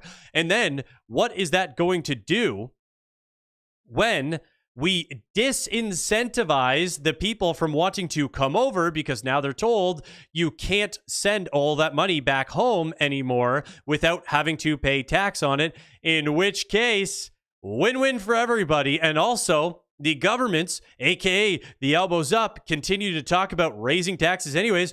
Raise it on the remittances. Raise it on them, because it doesn't make sense that we should allow that money to leave and be sent back to those foreign countries. But speaking of these lovely foreign entrepreneurs and just how well they do integrating into society, because remember, they're coming to Canada, sending billions of dollars back home, while as Canadians, Canadian taxpayers, we are funding them in the schools, we're funding them in the programs, and here you go. Here we have a great video we got today about that. I think people here should learn it, and even who doesn't know Punjabi, they should learn it. Manvansh Sidhu is in grade 5 at Peden Hill Elementary School in Prince George. He moved from India to Canada in 2024, and he's part of a new after-school language program that is teaching both students and teachers Punjabi. There are like a lot of students who are here in Punjabi, and they want... First of all, this is obviously an issue that we have taxpayer funding to teach foreign languages in the school that have no place in our schools. But also, if you take a little look at this poster here with the rainbow hat on there, it says, make it queer. There you go. Want to learn their language. And it's good that they learn your own languages. For talking to their grandparents, they don't know that much English. The class is taught by Kamaljit Sani. I thought these people were coming over and integrating. I thought that was the big thing. They're coming over, they're integrating, we can't live without them, but also they don't speak English. A fluent Punjabi speaker who works as an education assistant at the school. She says 40% of the students at Peden Hill are Indo-Canadian. I think it's necessary because there is a gap between kids and their grandparents. So, because students... It's a necessity. By the way, did you catch that stat that they said? They said 40% of the kids at the school are Indian. So, this is why when people start talking about all of these situations and they say, oh, well, they're not actually that much of a tax burden, or these other situations where like, oh, we can't actually say it's impacting things. We are constantly being told that these schools have too many kids and they are understaffed. And now we're finding out that 40% of this school is Indian. And then we go, well, it's not actually taking up any resources. 40% of the students. So if the school were to lose 40% of the students because they moved back home, would that free up any resources? What's the taxpayer cost, considering we just saw at the Liberal rally a couple weeks ago? Well, it costs on average to get a student from all the way through school. It costs $500,000 by the time they graduate and they're done their schooling. Well, 40% of those students are from other countries, and an estimated 500,000 per student. Something tells me that money starts to add up. So there you go. But we know that, again, these guys love integrating because we are told that Canada gets the best top immigrants who want to come to Canada to build Canada, who want to come and just, fit into Canadian society. And remember, we always talk about, the old stock ones who came here to integrate. Well, here is a Indian. Here is, I guess, I don't know. They're always arguing. Let's call her Calistani, I guess, who is talking about how Canada is the colonizers, and basically she wants her revenge because she knows what it's like to deal with the colonizers. Meanwhile, this is her coming to Canada and rewriting the history. There you go. But as a racialized woman myself, as someone belonging to the Punjabi community with parents who are immigrants who came here in the 1970s. So her parents came here in the 1970s, Punjabis, and now, remember, these are the good ones, the best ones, because they're here to build Canada. What's her thoughts on Canada?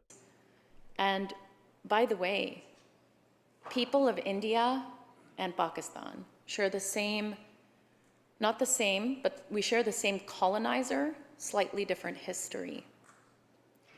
So this topic really hits close to home. There you go. So she's talking about Canada being the colonizer there. I saw this clip today from Mamdani, and he said something that I actually agree with, because if we follow through on what he said there, hopefully we can get those freaks to actually shut up for once. Let's listen to this. You haven't thought about anything you might say if you say hello to him and he stops to chat? If I was to speak to the king separately from that, I would probably encourage him to return the Kohinoor diamond. Okay. Thank you, Melissa. So that went semi-viral because I don't know if you guys have ever heard, but Indians constantly say online that the British took the Kohinoor diamond, and it's the diamond that is on this crown here, and they make up a new number pretty much every day what that diamond's worth. You could say it's priceless. I would say it's worthless, because once you enter into the realm of valuations for those types of things, it doesn't make any sense. It's all just made up. But online, they constantly freak out about this diamond. They won't shut up about this diamond. Send it back. It's not going to affect anything. And then they finally have to they throw numbers at this diamond. I'm not joking. I've seen numbers of them saying this single diamond's worth $50 billion. And they're like, whoa, India would be so much more of a rich nation if we just had our diamond back. If we just had our $50 billion diamond, then India would be rich. Okay, man. No, look, for the people saying we can't agree with Mamdani, I agree, because what he said there is so stupid. What he said there is so dumb. He said, send them back the diamond. This diamond that's worth $50 billion. And it's the only reason that India is not, successful is because they've lost this diamond. Then they finally have to shut up about their stupid diamond. And then we can focus on the lovely, lovely other foreign entrepreneurs and the business that they are showing us how to do in Canada. Speaking of opening up our mail, we got the brothers Singh alive and well. We got Kulvinder Singh and Chestamir Jagrup Singh.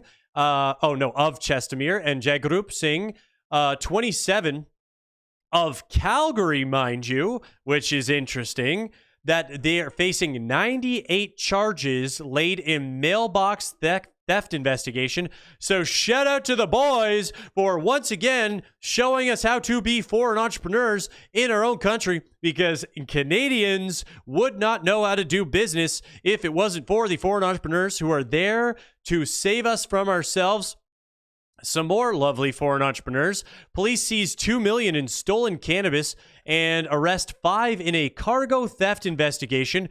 Why don't we check into these guys who, again, know how to do business? Oh, we got Manveer Singh, Sarbjeet Singh, Dilkab Singh, Karan Kumar, and Jaiskavan Malhi. Very good. These are the brothers Singh, alive and well, striking once again, as we see in the comments. But we just got this video that went viral. Here we go. I don't know if you guys have seen this, but this is such a perfect example of being a foreign entrepreneur in Canada. Why would you pay to go to the dump and get rid of your garbage when you can just throw it on the side of the road? Because that's free.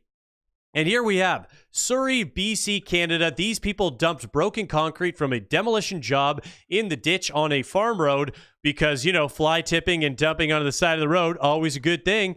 But luckily, a bunch of Canadians did stop them from doing this. So here's the clip, because they say a bunch of stuff that's very funny and needs to be talked about.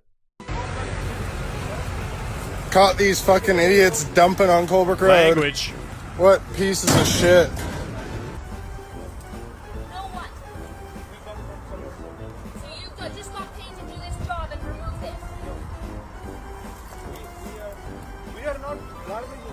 My favorite part is, okay, we know that they are dumping the concrete. They're dumping the trash. They're on camera, and you couldn't hear it there because it's quiet, but he specifically says, "We're not garbaging." Buddy, you're there. And I'm assuming he means we're not littering, because you're there on camera, and it's just such an amazing example. Like, they're caught. Buddy, your hand is in the cookie jar.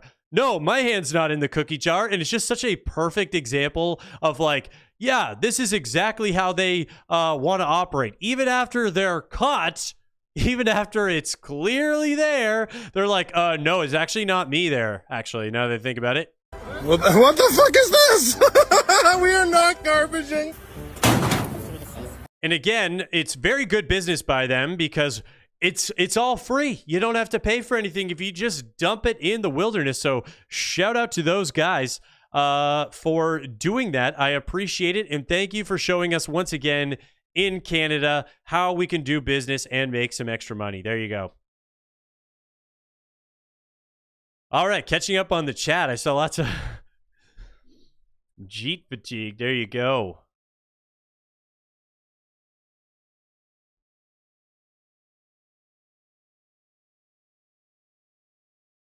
Yeah, exactly. Give me, well, straight up, I think we got to give them their diamond back. Because if we give them their diamond back, they have to shut up. They never will. They never will, but they, hopefully they do. All right, let's catch up on this. Yes, bold-faced liars, absolutely. It's crazy to me that they're just like literally standing there already caught, and they're like, actually, no, I didn't do that.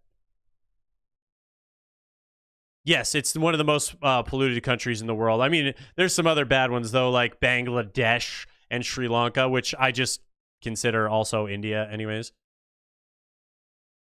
Yeah, they literally think that just dumping garbage everywhere is fine. They're like, okay. Yeah, Bueno Kitty said, I didn't think garbaging was part of the MOU with India. Turns out garbaging is indeed part of the MOU with India.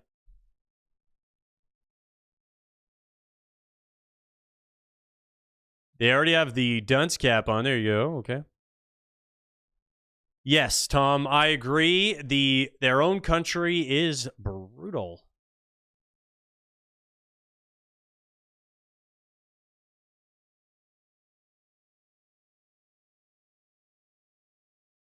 Yes, so in the city, so Howard said, I walk along a trail and you can see where people have dumped garbage on the side of the road, down a steep hill. Never used to see that anywhere near as much. I agree. Mike is saying that the Halifax streets have gotten noticeably more dirty. So, anecdotally, in the city where I live, there are tons of walking trails. They're paved so that you can navigate the city. They are not that old. They were beautiful. They were beautiful walking trails. It was amazing to walk in the summer. And now you can literally walk those walking trails and see garbage, bags, diapers, clothes. And you look at the garbage and let's just say it's not in English, because like you'll see a bag of snacks and it'll be like in Indian writing, and you'll be like, oh, I wonder who could have left this at the side of the road. And it's beside all of this other garbage on the walking trail. And it just continues to get worse and worse. I can't believe we allow this. Like, it's crazy to me. But hey, there you go. Howard, I did not hear that they were trying to float the bodies. Yes, the trails, Mike saying, the trails continue to get worse. It's just happening everywhere. I can't believe it, guys. But I don't know. For everybody who is in the chat right now, first of all, love you. Thanks for hanging in and chatting. I've been keeping up as much as I possibly can. Second of all of the topics. Yes, too many. Hey, buddy, how doings? All of the topics that I did, I'm going to chop it up and post those videos separately. And I'm not sure if I'm going to continue to do this moving forward, but I might be in this situation where I start doing streams, because today you guys saw how much stuff I had to cover. How was I supposed to fit that into 30 minutes? It would have been impossible. So I wasn't going to be able to cover all of these things that I wanted to, and especially like the defense stuff, like everything. I wanted to spend more time on that. So I think, thank you, Tres, for saying that. I do. It is fun to like have everybody involved and be chatting. And then I got to find a way, because as of right now, I still run the channel myself, and the channel is not making enough for me to hire an editor. So it's really hard for me to do all of the organizing, the research, all the planning, and then also go after and cut all the clips and edit all of the videos individually, and then post all of those and do all that. So I got to figure out a workflow. I'm working on it. I'm working on the workflow, because I do want to get more stuff out there, because yes, as Canadian Bacon just said, that there's so much crap going on in Canada and there's a lot to cover. And I want to talk about the American stuff just as much, but Canada's gotten so crazy that like the days of just talking about the Canadian stuff, it's like so much. Yes, the algorithm is brutal. Perfect. Canadian Roots, thank you for saying that. Deja, thank you for being here for pretty much the entire stream. I think you're here the entire time, so thank you for saying that you love Win the Lives. Spencer Pratt for LA Mayor. Yes, exactly. Okay. Perfect. Well, guys,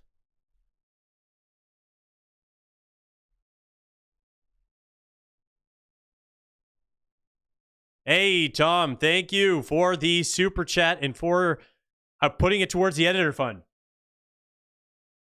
Also, guys, if you see my hands like sort of stimming like this and they get like really red, it's because the room I'm in is freezing, by the way. So like that's why like sometimes I'm like doing this, because I'm freezing.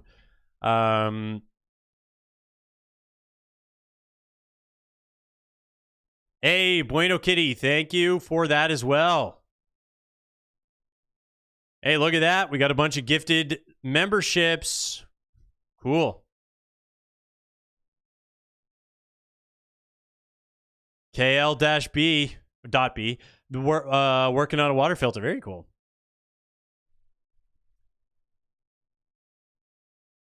All right. Well, thank you, Bueno Kitty, for that last thing. And then thank you, Tom Dillon, for that last super chat there. I appreciate all of that. Bandit test chat is something. Was it not working? But thank you for that super chat as well. Yes, we need more members yelling at clouds on the channel. Yes, and Michael said North America is in chaos, and it's all because of the left and the liberals, and I totally agree. And that's why it's like hard to fit it all into, I try to keep the video to 30 minutes and I try to narrow it down and I try to be like, okay, just get like the punchiest stuff that if I were to call, proof that they're regulated super chats. Interesting. If like the way I look at my videos is if I was going to call a friend and have a conversation about what happened on the day, what would I talk about? Like what's fun, cool stuff that I want to talk about? And then that's usually the stuff that like makes it into the video that I was posting daily, but I need so much more time. So I think I'm going to have to figure out a way to make these streams work and clip them and do all that stuff. So Gangstar, thank you. You were here from the beginning too. Everybody, there's a lot of people here. So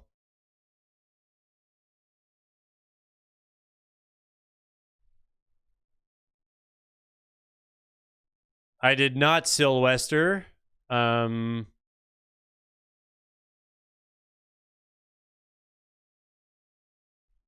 Perfect. Well, I'm going to sign off, guys. Unless, Bandit, did you send another super chat? Did you? You're saying, oh, it won't let you send for certain words. Interesting. Yes, look back in chat. It won't let me send and say certain words. That's crazy. I didn't know that.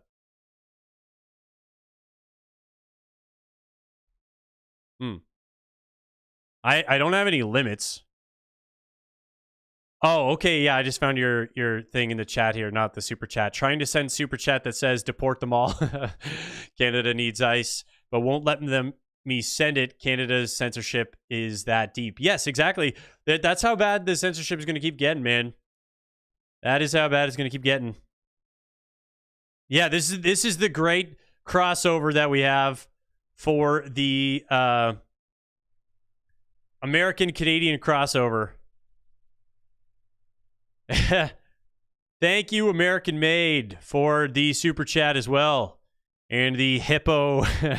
It's funny on if you guys see the chat, it like describes it, but perfect. Yes, we're building the Canada-US crossover group. All right. Good night, y'all. Yep.